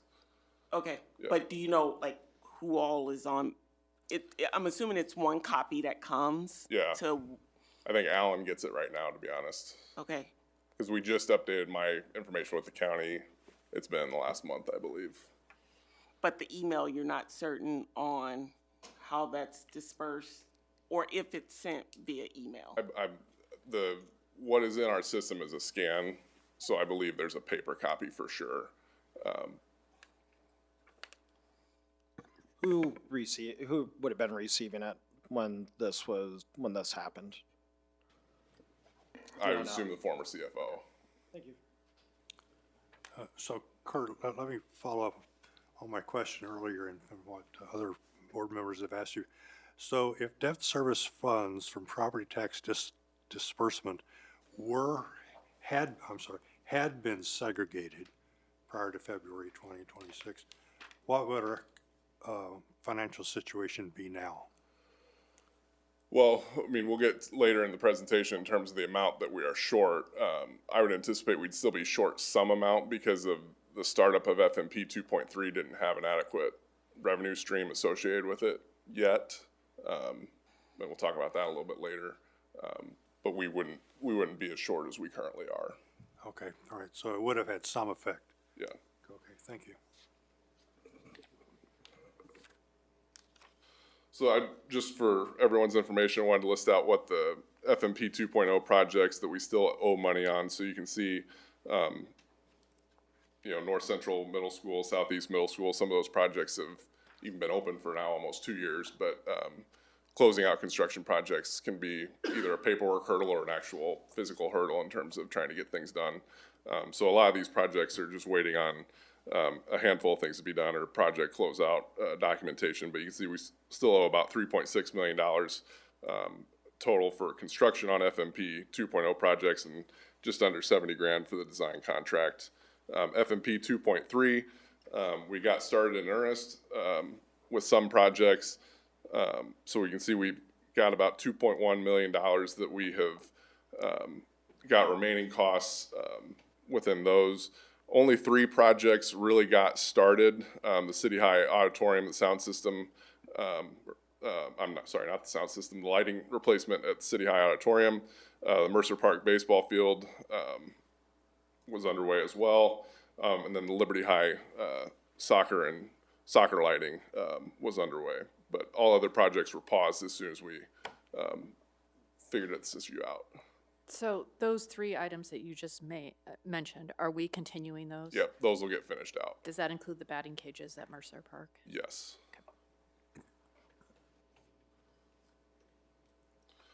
So we have a handful of PEPAL projects. We had a handful of things at the CFI. We have a lower level restroom project that we've halted for the time being. Man masonry, that's actually been, I think, we're going to be on our 3rd summer of that work. They're working on the south end of the building this upcoming summer. That work definitely needs to get done. And then the Grantwood Playground overall. So you can see we have about $500,000 overall in the construction contract balance for those. So this is just a summary slide of what's remaining with all those. So just under $6 million, or just over $6 million total when adding construction costs and design contracts. Then this is something I referenced in our previous presentation. So the district has about 9 different bonds on the books still. The first 3, the GO, the voter approved, and you can see what's remaining from FY27 and beyond. So this is not including this year's payment. That's starting next year, and when those maturity dates are.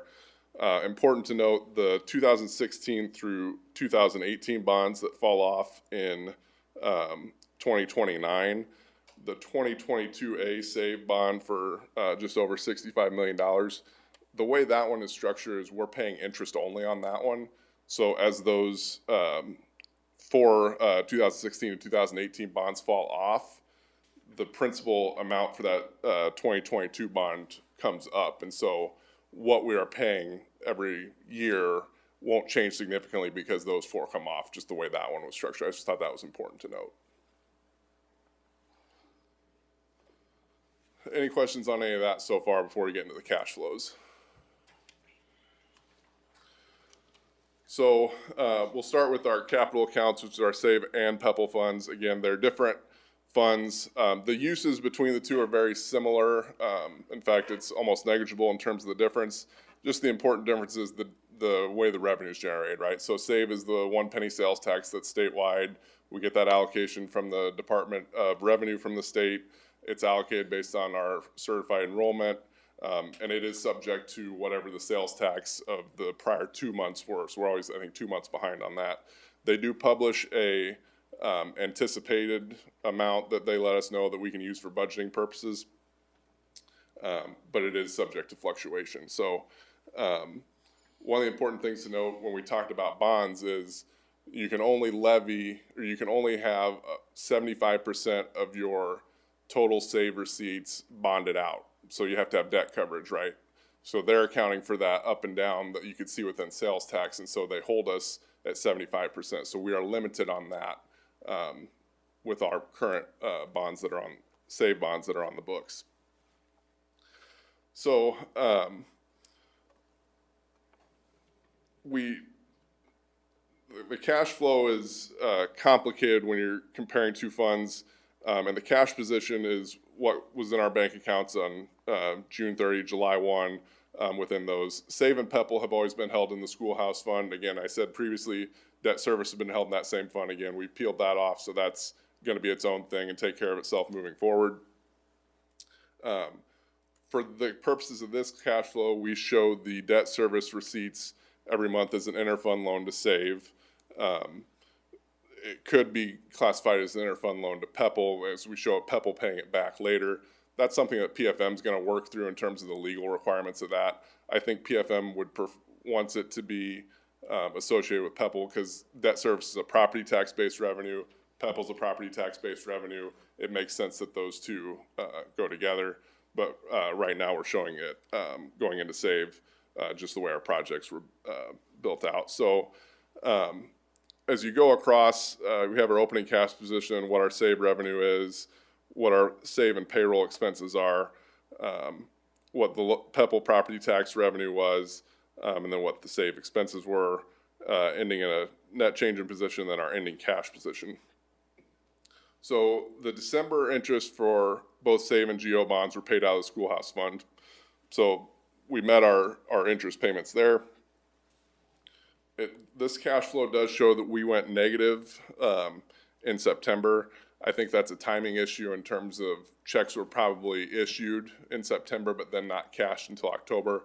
Our bank accounts didn't show that we went negative at that time. I just wanted to make it clear that we didn't actually go negative. I think it was probably a graceful timing issue within that. So as you work your way across,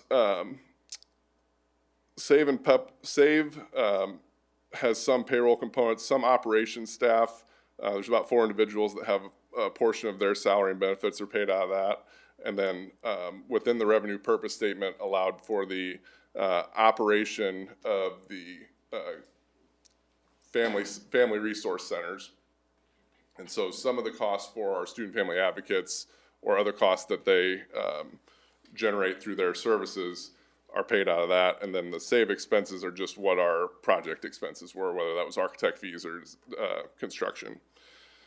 So when you work your way across, we show a 7.32 million interfund loan from the general fund, needed to cover the shortfall of our save bond payment of 11.7 million, that's due on June 1st. So, one of the things you'll notice is, under May 2026, we show an interfund loan payable out of PEPL that you'll see on the next slide going into debt service. So that's how we're gonna cover our debt service payment. And then, the larger revenue anticipation warrant, which again we'll get to, is then gonna make an interfund loan to the general fund to help cover that payment. So then the general fund will eventually owe the save fund or PEPL fund, depending on how that's structured, will then owe the general fund that plus the interest, and we'll see some of that later. Kurt, before we leave that slide,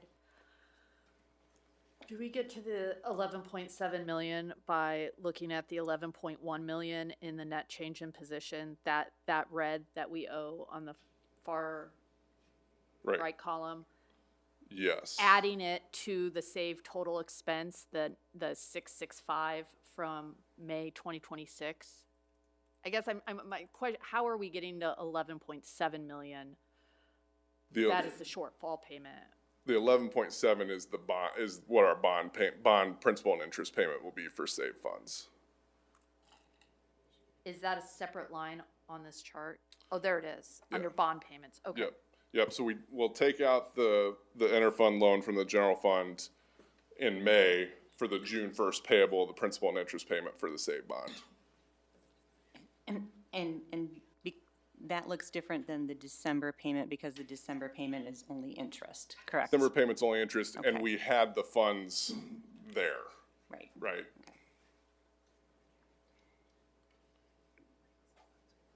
So then, debt service fund, you see we don't show, just for the purposes of trying to document kind of how it happened, with this cash flow. We showed no revenue, up until February when we started to segregate the funds. And so you can see, we get a repayment of the interfund loan from PEPL of, just over 4.9 million. Pair that with the, property tax receipt we anticipate in April, gets us the almost $11 million, and then some change that we need to make that GO bond payment on June 1st. Any questions on that? So then looking at the next year, because one of the things we'll talk about at the end is this is all part of a workout plan, right, to get out of the situation we're in. And so looking at fiscal year 27, I kept save revenues relatively the same across that. Did project slight growth in PEPL based on what our 14 million that we're going to generate within our certified budget. So one of the things to note here is we do have to pay that warrant back, the interfund loan back, in October. And so we pay that back, and then we turn around and take another interfund loan from the general fund in November of $2.5 million. So that $7.75 million number that this one's pointing to is a repayment of that interfund loan from the general fund, assuming a 6% interest rate. Any questions on that? And then you can see how it works out with our June 2027 principal and interest payment. We'd have an ending cash position of just over $3 million.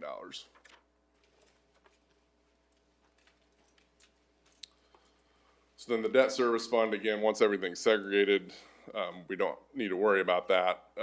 It takes care of itself at that point. Then FY28, assume 3.5% growth in the PEPL fund. Again, what our total principal and interest save bond payments are, showing the repayment of the interfund loan from the general fund, again with 6% interest, and then show we don't need any interfund loan from the general fund to work our way out of that. And then again, debt service fund, no issues there. Any questions on any of the capital accounts before we move into the general fund? Guess one that I would have, is if you can get this out when we actually have the percent, how much interest is coming out of each fund? Yeah. I can just softball it kind of from these numbers here, but make sure that's flat, just out there. Which fund it's coming from, which fund it's going to, and if the fund's the bank, then just write the bank. But, because there's a lot going on there where it's like this, we're taking money into the general fund, and then the general fund is going into this fund, and then that fund's gonna pay interest back to the general fund, but the general fund has to pay it. Yep. Just get it. Yep, so, I showed that the general fund will receive, approximately $589,000 in interest. It'll have an expense of $2.7 million, for its borrowing expenses. Again, we'll get to the general fund piece here in a little bit. Save fund will owe $589,000, and some change. The health insurance fund will get $400,000, for the interfund loan there. And all told, we'd have about $2.3 million in interest, that is owed to the bank overall. We can offset, that 2.3 with, higher investment rates because our cash balances are gonna be higher. I ran just a quick, what's our monthly, cash balance versus a 4% interest rate. Maybe that might be a little aggressive, but we've been getting close to that right now with this JIT. And I think it generated about 1.3, 1.4 overall. And so that kind of lowers that overall interest rate. And that's what PFM has explained to us, that when we're talking about the amounts we are, we will have an offset to the overall interest that we're paying with the interest we're able to generate on the funds. I think what would be helpful to me and possibly to the rest of the board and maybe to the community is if you could create a narrative, sort of like you do for the SBRC Sure. exhibits, just detailing everything that you've told us here. People learn in different ways. Sure. Some of us can't look at these tables and understand it in the same way, but if you can put it in a narrative, I think that'd be very helpful. Sure. Yep.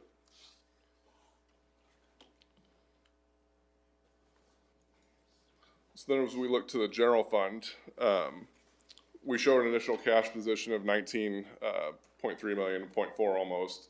Just want to throw out there that as we work on our reconciliations, that number can change. I think we've talked about interfund being off within that. So that number can go up or down. We've talked with PFM.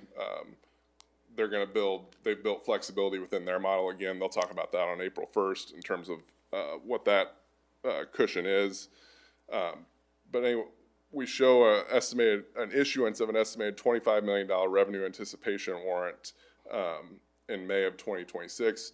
Again, I think the board's been through it one time already in terms of revenue anticipation warrant. We're just pledging future revenues against that debt, so we're not collateralizing anything else other than our future revenues.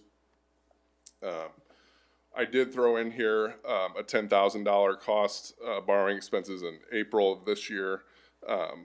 That's our estimated expenses for the $3 million revenue anticipation warrant. We've currently not drawn on it, so we don't have any interest costs associated with that. So our only costs, I think Midwest One indicated they were only going to charge us the documentation and origination fees. I think they threw out $500 somewhere around there. They did us a tremendous partner with that. So we'll have some costs with Ollers for the legal fees overall within that.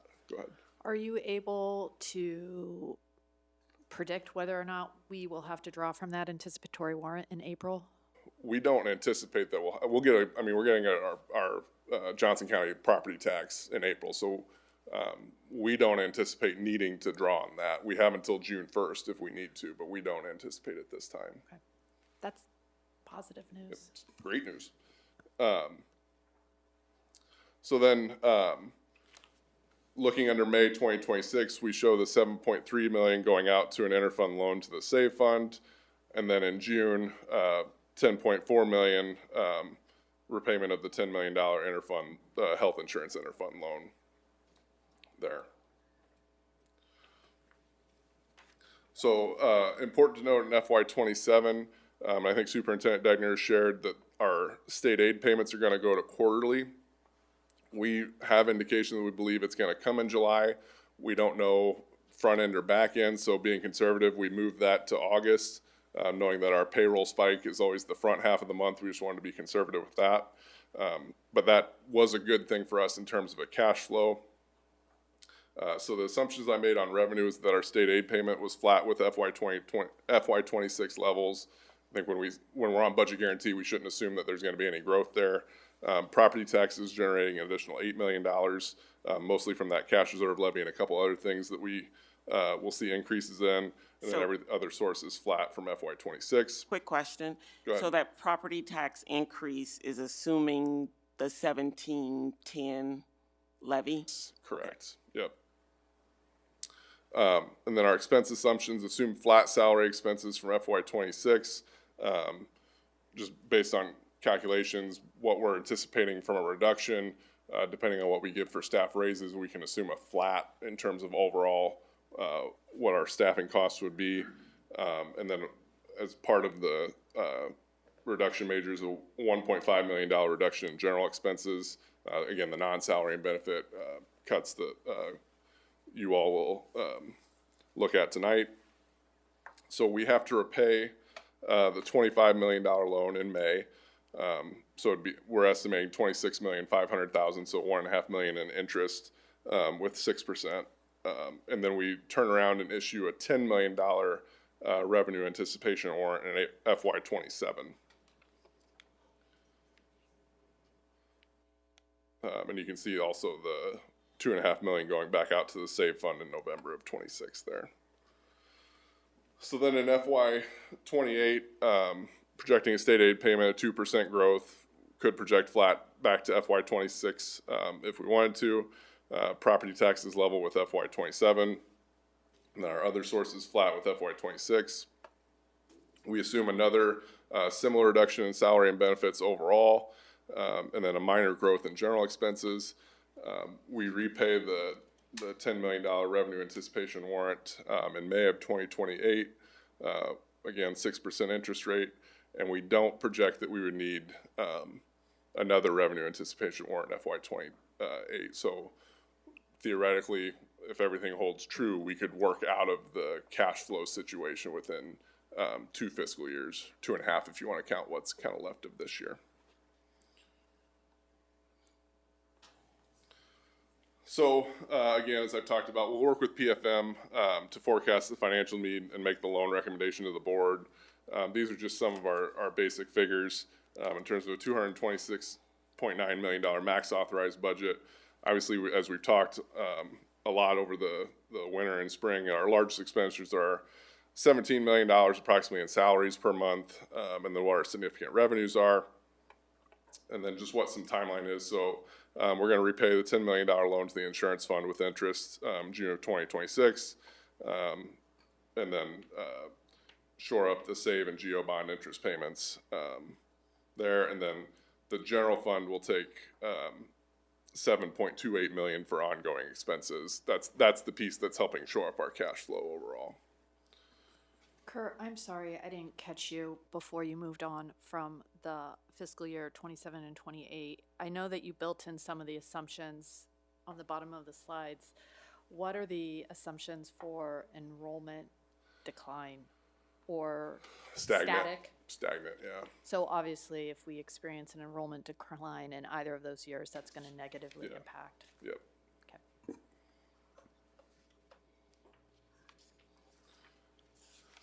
Okay. So one of the things that I think is important is we're kind of hopefully wrapping up the problem definition phase and moving on from uncovering some of these things and issues that we need to address. What we need to start turning our attention to is what our legal team and the SBRC refer to as our workout plan, right? So how we're going to get out of the situation we're in. And so at its very basic, it's a structured financial recovery strategy. It outlines the specific actions we'll take, including whatever measures such as budget reduction, staffing adjustments, setting our targets. It's a lot of the things you all have talked about at the board table, just kind of comprehensively pulled together. So that's what we need to start working toward with this. And this is kind of the first step of, okay, we feel like we've defined the problem from our cash flow and some fund management standpoint, and now what's our plan to work our way out of it? And so I feel like this is the first situation where we're discussing what that can look like. And then that's that. quick question. Well, thank you. Yeah. And I know we have that scheduled meeting next Wednesday, with PFM where they're gonna do the presentation. Yep. And it's a work session. Yep. So, I've shared that sometimes work sessions, hearing from the public is hard to follow. Can we have them at the April 14th meeting as well to do a recap, rundown, just because, I mean, it would be easier for folks to follow? Yeah, we would just need to check with their schedule to make sure they can make it, but we can certainly do that on the 14th. Is there any way or any reason we have to do a work session at that table and we can't do a work session at the board table? You mean just as far as where we sit? Yeah, just logistics. I mean, the reason it's hard to follow is because none of us have microphones over there and the video isn't on. So like, could we just have a work session at the table and then it's Video, easier to follow rather than dragging them back? I mean, Yeah, that's your guys' call. But we might have additional questions though on the 14th too, before we vote. well, no, and we could make that decision maybe on April, but like, again, at least they don't have to rehash everything. I mean, it seems like if we can make the meetings easier for people to follow at home by moving where we sit, we should just move where we sit.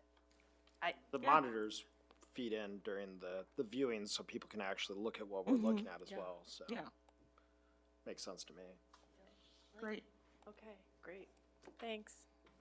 Director Finch, when you mentioned the piece about the narrative, I like that idea. And then the other thing that where I thought your question was going to go is a visual to show kind of that interest impact that Kurt was talking about what we would pay in interest and then what might be able to be reduced through the investment. So maybe we can include that as a portion of the memo. I thought it was just me that likes visuals like Yeah, that, but no, thank you. you're good. Yeah.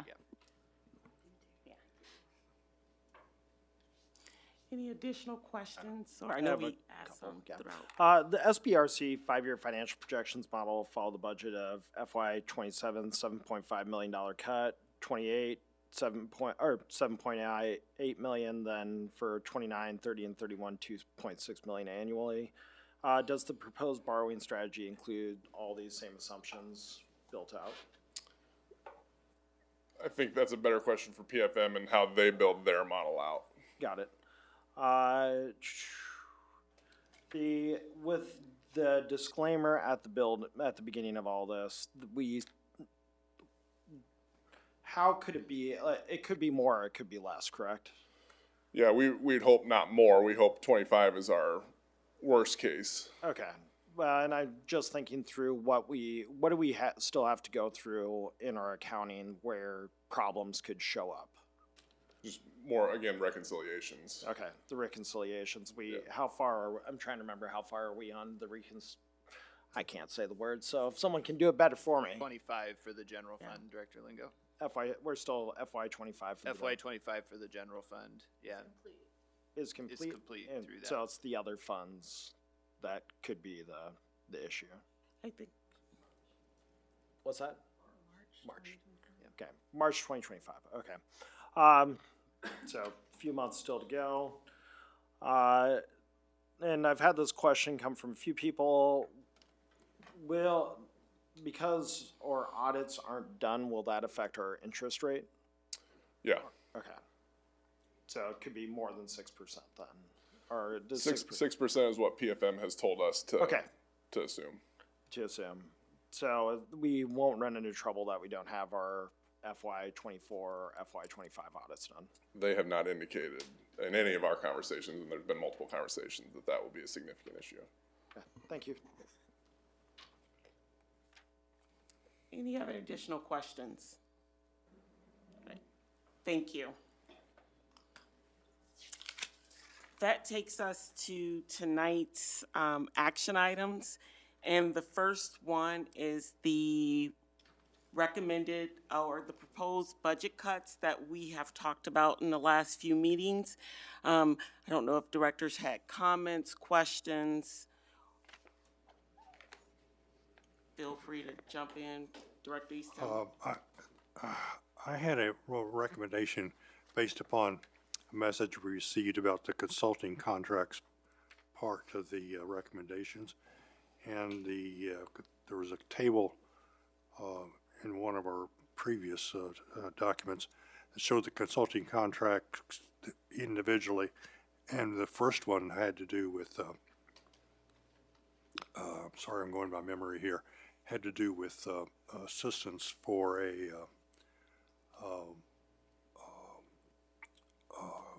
professional development, I think, or professional training for the counseling program. Is that, Molly's nodding her head, so.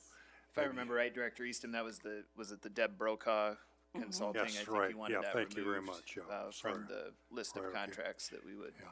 So I wonder, President Malone, if we could accept an amendment to this item to retain or to continue that consulting contract. It's my understanding that is. Yeah, we'll just built make that into it, adjustment. yeah. We don't have those detailed out here for the document in front of you tonight, but we'll just remove that one out. Okay, Director Easton, if there's from the board agreement, consulting there may not contracts. be, okay.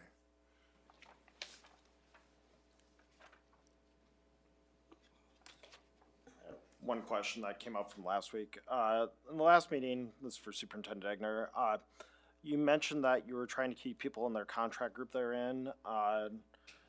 And I mean, how is that helping us lower salaries for the general fund purposes? Or what, I guess what's I don't the remember thought this process specific like question. The thought process would be not to negatively impact people's pay. So if we're able to transfer them into a different job at the building from central office and they stay in the same contract group.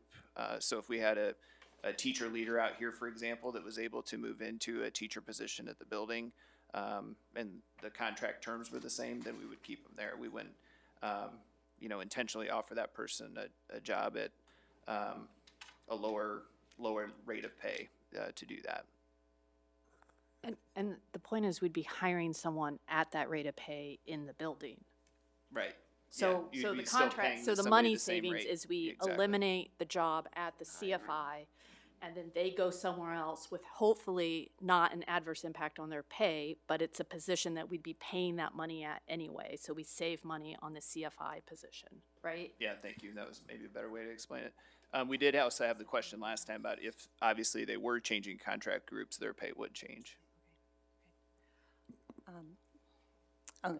So I want to tell you before the vote that I am still going to be a no tonight because I'm just still not seeing a clear effort to rebuild trust and acknowledge the seriousness of the situation by leadership.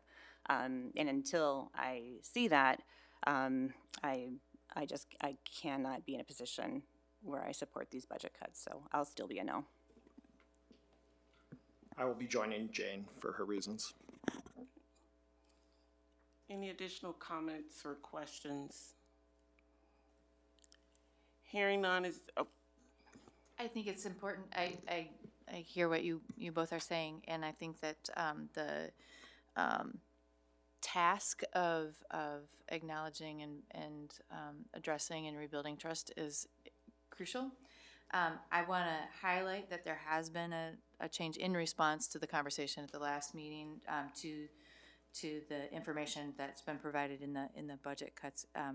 For those who may not be aware that there is additional information about the central office administrator compensation and benefits added there as part of an effort to address those concerns.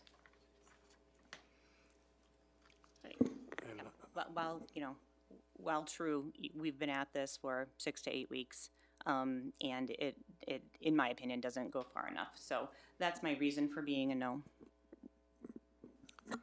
I would just like to comment in respect to Director Finch and Lingo that I'm going to vote in support of this recommendation. And I'm also have been struck as we've gone through these deliberations and considerations that people in the community that I'm familiar with and talk to, especially parents and community members of color, don't have the same don't have the viewpoints that are we're oftentimes we have spent a lot of time on. That is, they don't have the same considerations for judging the staff and superintendent as other people who have brought their considerations to us have. And so I think that this is a good set of compromises. I respect the work and the effort that the superintendent and the team, the leadership team, have put in for putting together, I think, a fair and balanced set of recommendations. Any additional comments? Hearing none, is there a motion? I move to adopt the 26-27 proposed budget actions. Is that the right motion? Is there a second? Second. Board Secretary Coven, ready to vote? Online voting is open.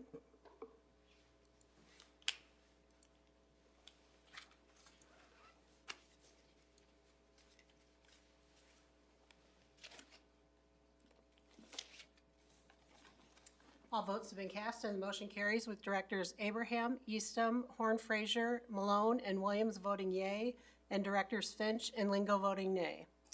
Thank you. Next up is the proposed audit resolution. We've, with the updated language that we discussed at our last meeting, was there any additional comments or questions or discussion items related to this? Hearing none, is there a motion? Motion to approve the audit resolution. Second. Board Secretary Coven, ready to vote? Online voting is open.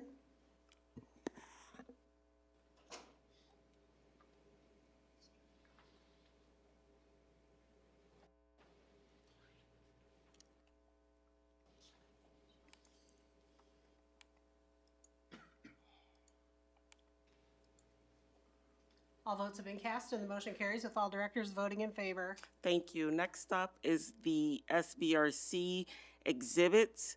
I don't know if Superintendent Degner or Mr. Pratt wanted to say a few words before we dive into that. I'll just open it up and then turn it over to Kurt here to hit a few highlights. We are slated to appear with the School Budget Review Committee in April when we started to learn more about our budget situation here in January and February. We actively reached out to the SBRC to let them know that we had a much different set of facts than when we presented to them in December. We had done 2 different meetings with the liaison and been keeping her informed of our work, and then here recently they had asked us for an appearance in April. So the exhibits are due on Friday to the SBRC, so that's why we're seeking your approval tonight to submit those exhibits. A lot of the things you see in the cover letter and in the exhibits and narrative are really summaries of the issues we've talked about here at the board table. Piece that is maybe relatively new is the new projection model that shows where we'd be targeting our unspent authorized budget and the spending authority number for the close of this fiscal year. So with that, I'll turn it over to Kurt and let him hit any other high points and then take your questions. Yeah, so as Superintendent Degner said, this was an ask to update our December of 2025 response. And the reason for that initial response was that our unspent authorized budget was was not correct in terms of our level of categoricals. And so they showed that we were spending regular program district dollars, and our unspent authorized budget was lower than what our categorical balances were. And so the question they posed to us was, why'd you use regular program dollars and what happened to your categoricals, essentially, in so many words, right? And so in trying to unpack that and revisit that, but then also provide the situation as we've all uncovered over the last few months, the previous update really didn't answer the regular program cost question, to be honest. And the simple fact was we added staff and we added costs. That was the simple question to that answer.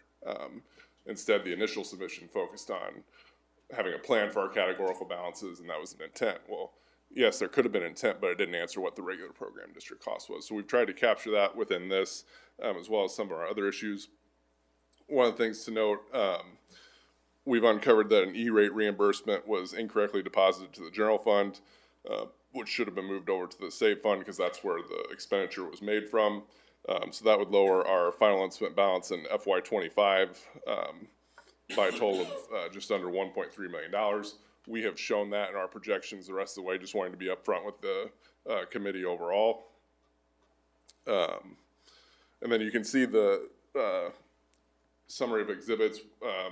We've included all the presentations we've made, including the one I just made a little bit ago on the capital outlay anticipated borrowing strategy.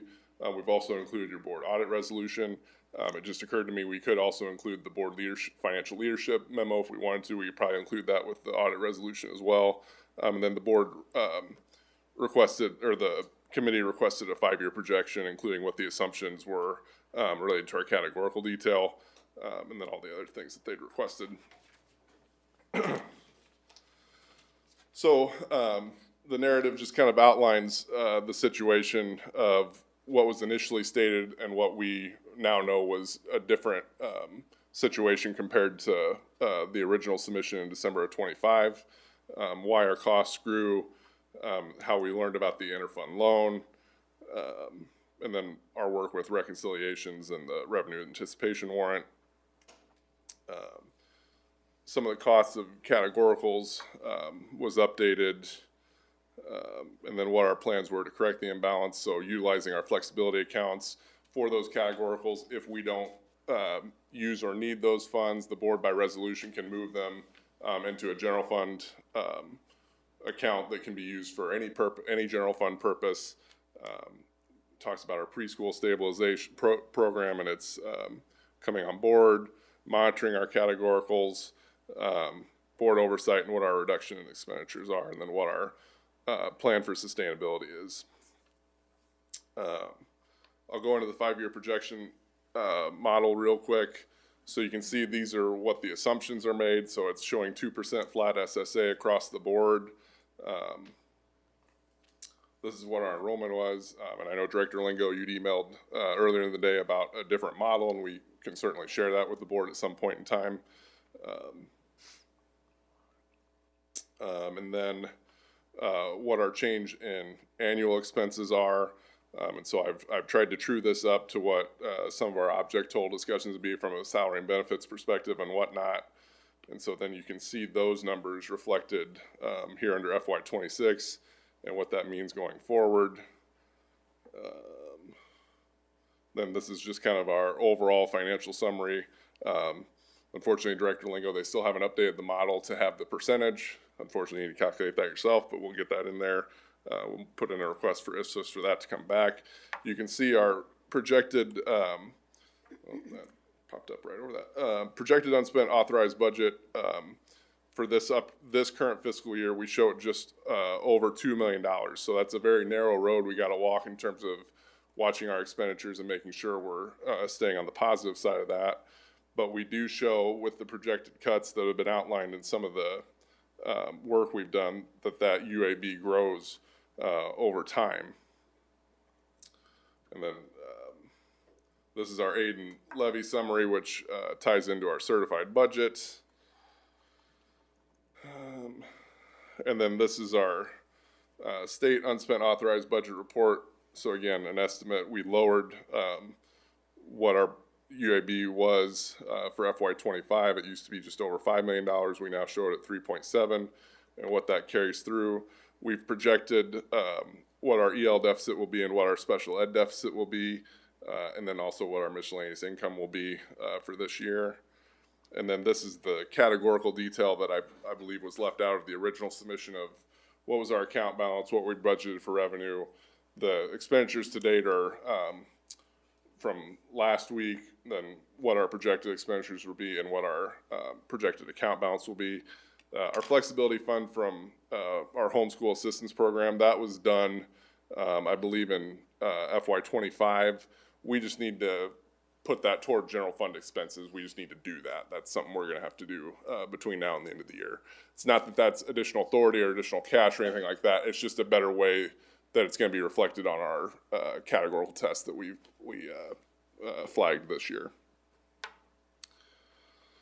And with that, that's a very quick summary through a lot of text and a lot of charts and graphs. Any questions on any of that?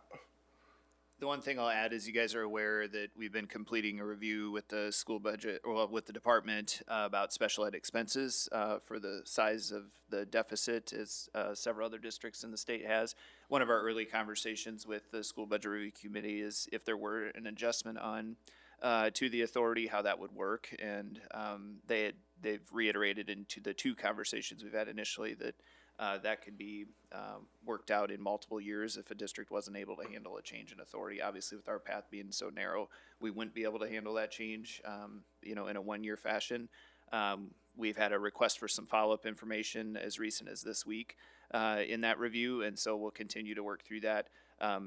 Cassandra didn't sound super confident on a timeline of when that would be completed, and so we may not hear any final decision of that even until the fall, but we'll keep you updated if we hear any information back from them on that.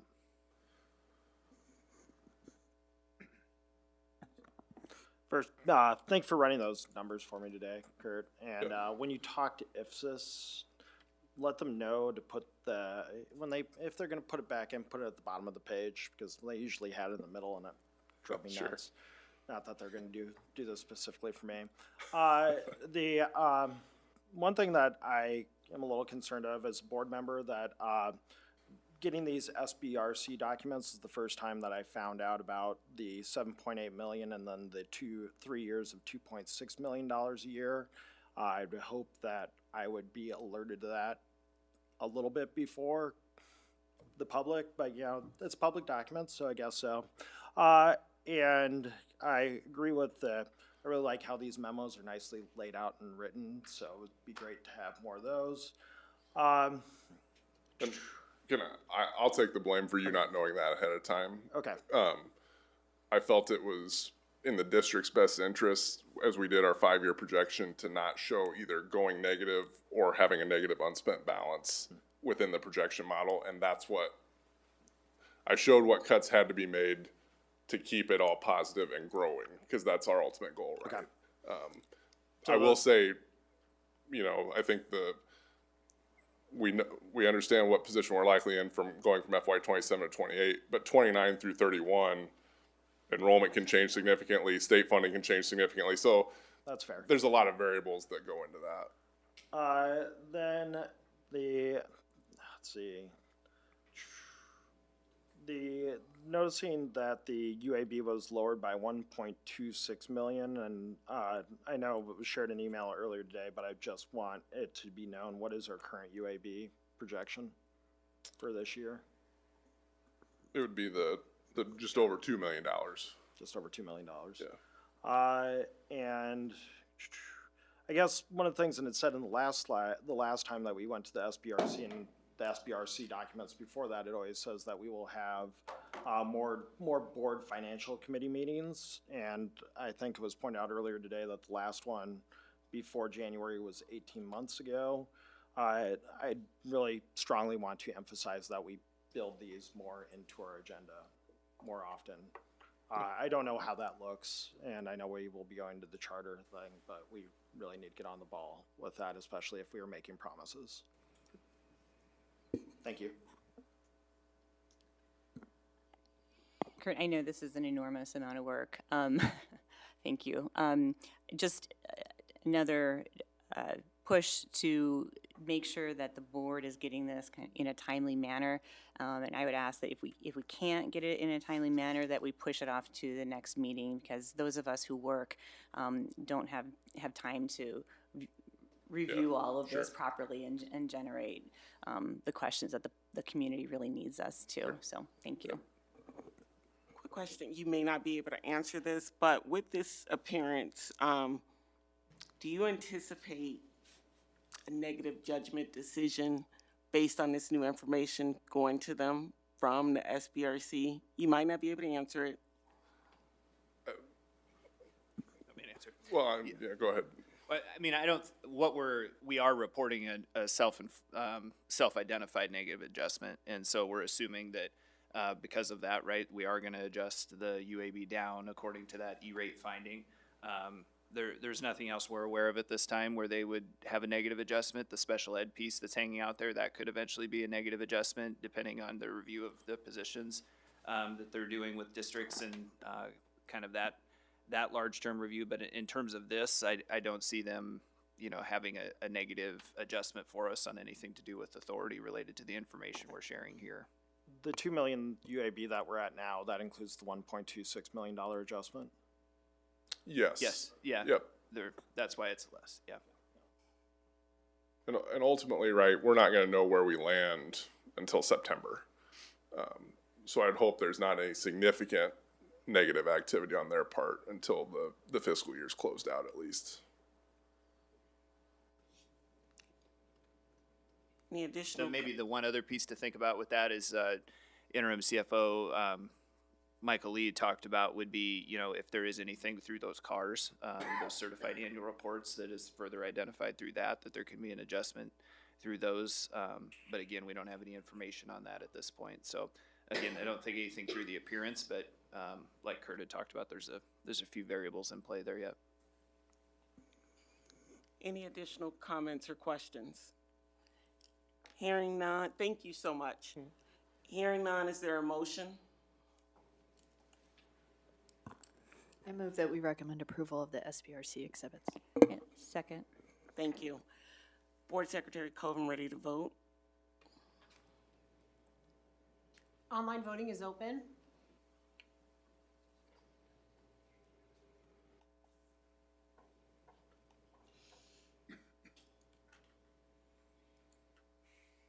All votes have been cast and the motion carries with all directors voting in favor. Thank you. Next up is the budget guarantee resolution. And again, this is setting the property levy rate, the maximum. No? Oh, this is just the resolution allowing us to Move forward. do the budget guarantee. I need to note, the resolution says we'll be backed by, or we'll levy property taxes for budget guarantee. I believe the legislation that was passed for SSA said the state would pick up budget guarantee. I don't anticipate that we'll need to come back and reapprove this, but just wanted to throw that out there that the language was copied directly from the Iowa Department of Management website. So it wasn't anything we had to craft ourselves. It was literally copied out of their system. But indications are the state will be picking this up, not the property tax piece. But I think approving it should be good enough as it is. But if not, we will bring it back. Correct. Thank you. Was there any questions or comments? Hearing none, is there a motion? I move that we approve the budget guarantee resolution. I think we might need you to read it verbatim, please. And the resolution reads, resolve that the Board of Directors at Iowa City Community School District will levy property taxes for fiscal year 2026-2027 for the regular program budget adjustment as allowed under Section 257.14 Code of Iowa. Second. All right. Board Secretary Coven, ready to vote? Online voting is open.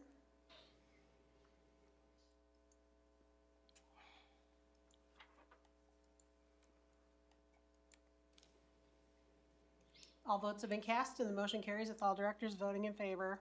Thank you. Next up is the resolution authorizing the conveyance of real property. And the recommended motion is printed there.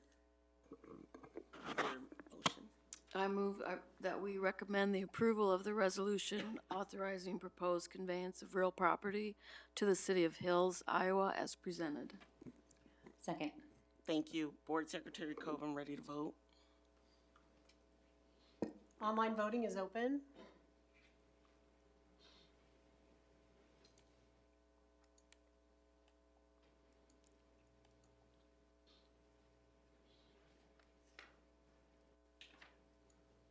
All votes have been cast and the motion carries with all directors voting in favor. And the last action item is the resolution declaring April as the National Arab American Heritage Month. move that we approve the resolution declaring April 2026 to be National Arab American Heritage Month. Second. Thank you. Board Secretary Coven, ready to vote? Online voting is open.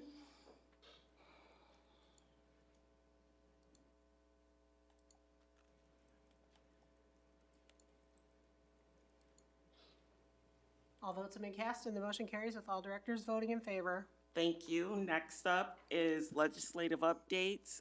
We have our legislative forum this Friday from 4 to 5. Superintendent Degner, I don't know if there's legislation you want to follow up on or share. Yeah, just a few quick hitters here. Property tax, we continue to pay attention to that. I'll admit I haven't monitored this the last day or two, but the updates that came in at the end of the week talk about extending SAVE to 2071, but also has that portion where the state starts to claw back some of that revenue that would be included otherwise for schools. There's also an interesting, not that we're in a situation to worry about this, but a UAB cap of 35% for some districts, that they couldn't have a UAB above 35%. You have some small districts that have been sitting on some really large UABs, but of course a little bit of enrollment loss for them changes that dramatically. So that is an interesting catch in the property tax bill.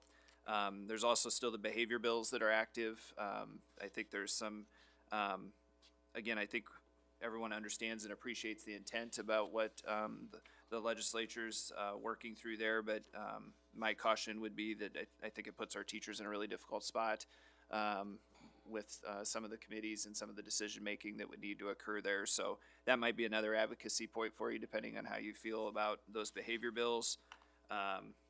And then kind of a final note is the Make America Healthy Again bill that has those unfunded mandate pieces, talking about, you know, again, things that we're supportive of in general, like things like PE activities for high school kids, screen time limitations. I don't think there's problematic things with those. It's the requirement in how to pay for things, especially like the 30 minutes of PE per day that would be required, and the additional staffing costs that would take. And so those were the big ones that I would just mention to you, or things you might want to look at before we meet with our legislators on Friday. There's of course more in those packets. Try to forward you the UEN one, or at least link in the video for you in the update. So that's all I have. Thank you. Any questions or comments from directors? Right, that takes us to agenda setting. We will have the work session on April 1st. And I know we talked earlier about adding an exempt session. I know a work session starts at 5. It's hard for some of us to get here before that. So proposing that we do our exempt session after the work session. And that gives us more time to actually have a discussion. I'm seeing a. Oh, I'm good. I just okay. have something for parking lot. Okay. There's a work session listed. Is that on the 14th? But no. It's probably just a placeholder, I would Okay. guess, President Malone, on the 14th, instead of, because that would have been a regular occurrence for operations. Depending, you guys did talk tonight at P&G about coming back to some of those finance policies again in a financial oversight committee meeting. So that be one thing that you could think about with the timing for that one. But otherwise, the 14th work session hadn't been a committed topic at this point. So it could be a financial oversight. Yeah, if you committee wanted meeting. to come back to Okay. those policies and the charters, that is something we could bring some I'd be example happy with charters and Okay. those policies more in depth on the 14th.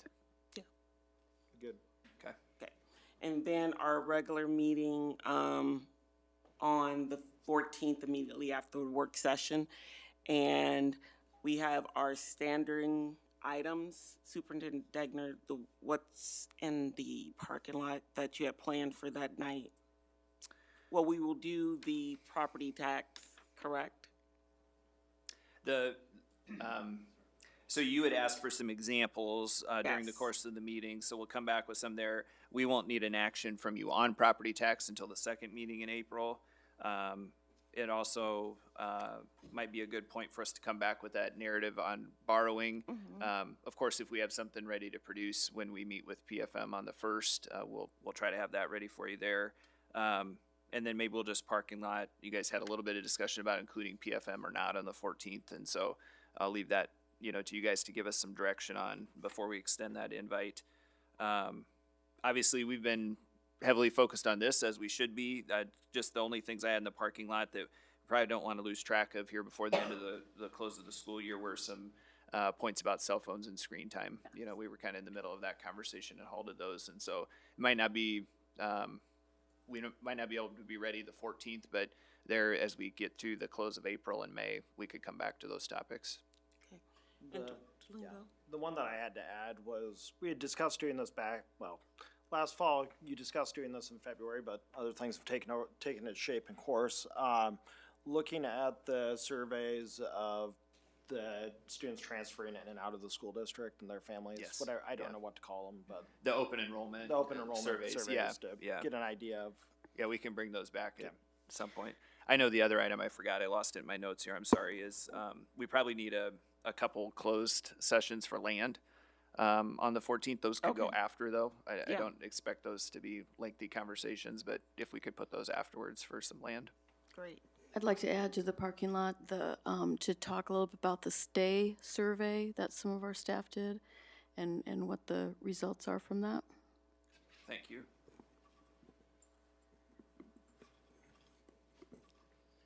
And then the agenda item that I brought up at last meeting about teacher feedback. How,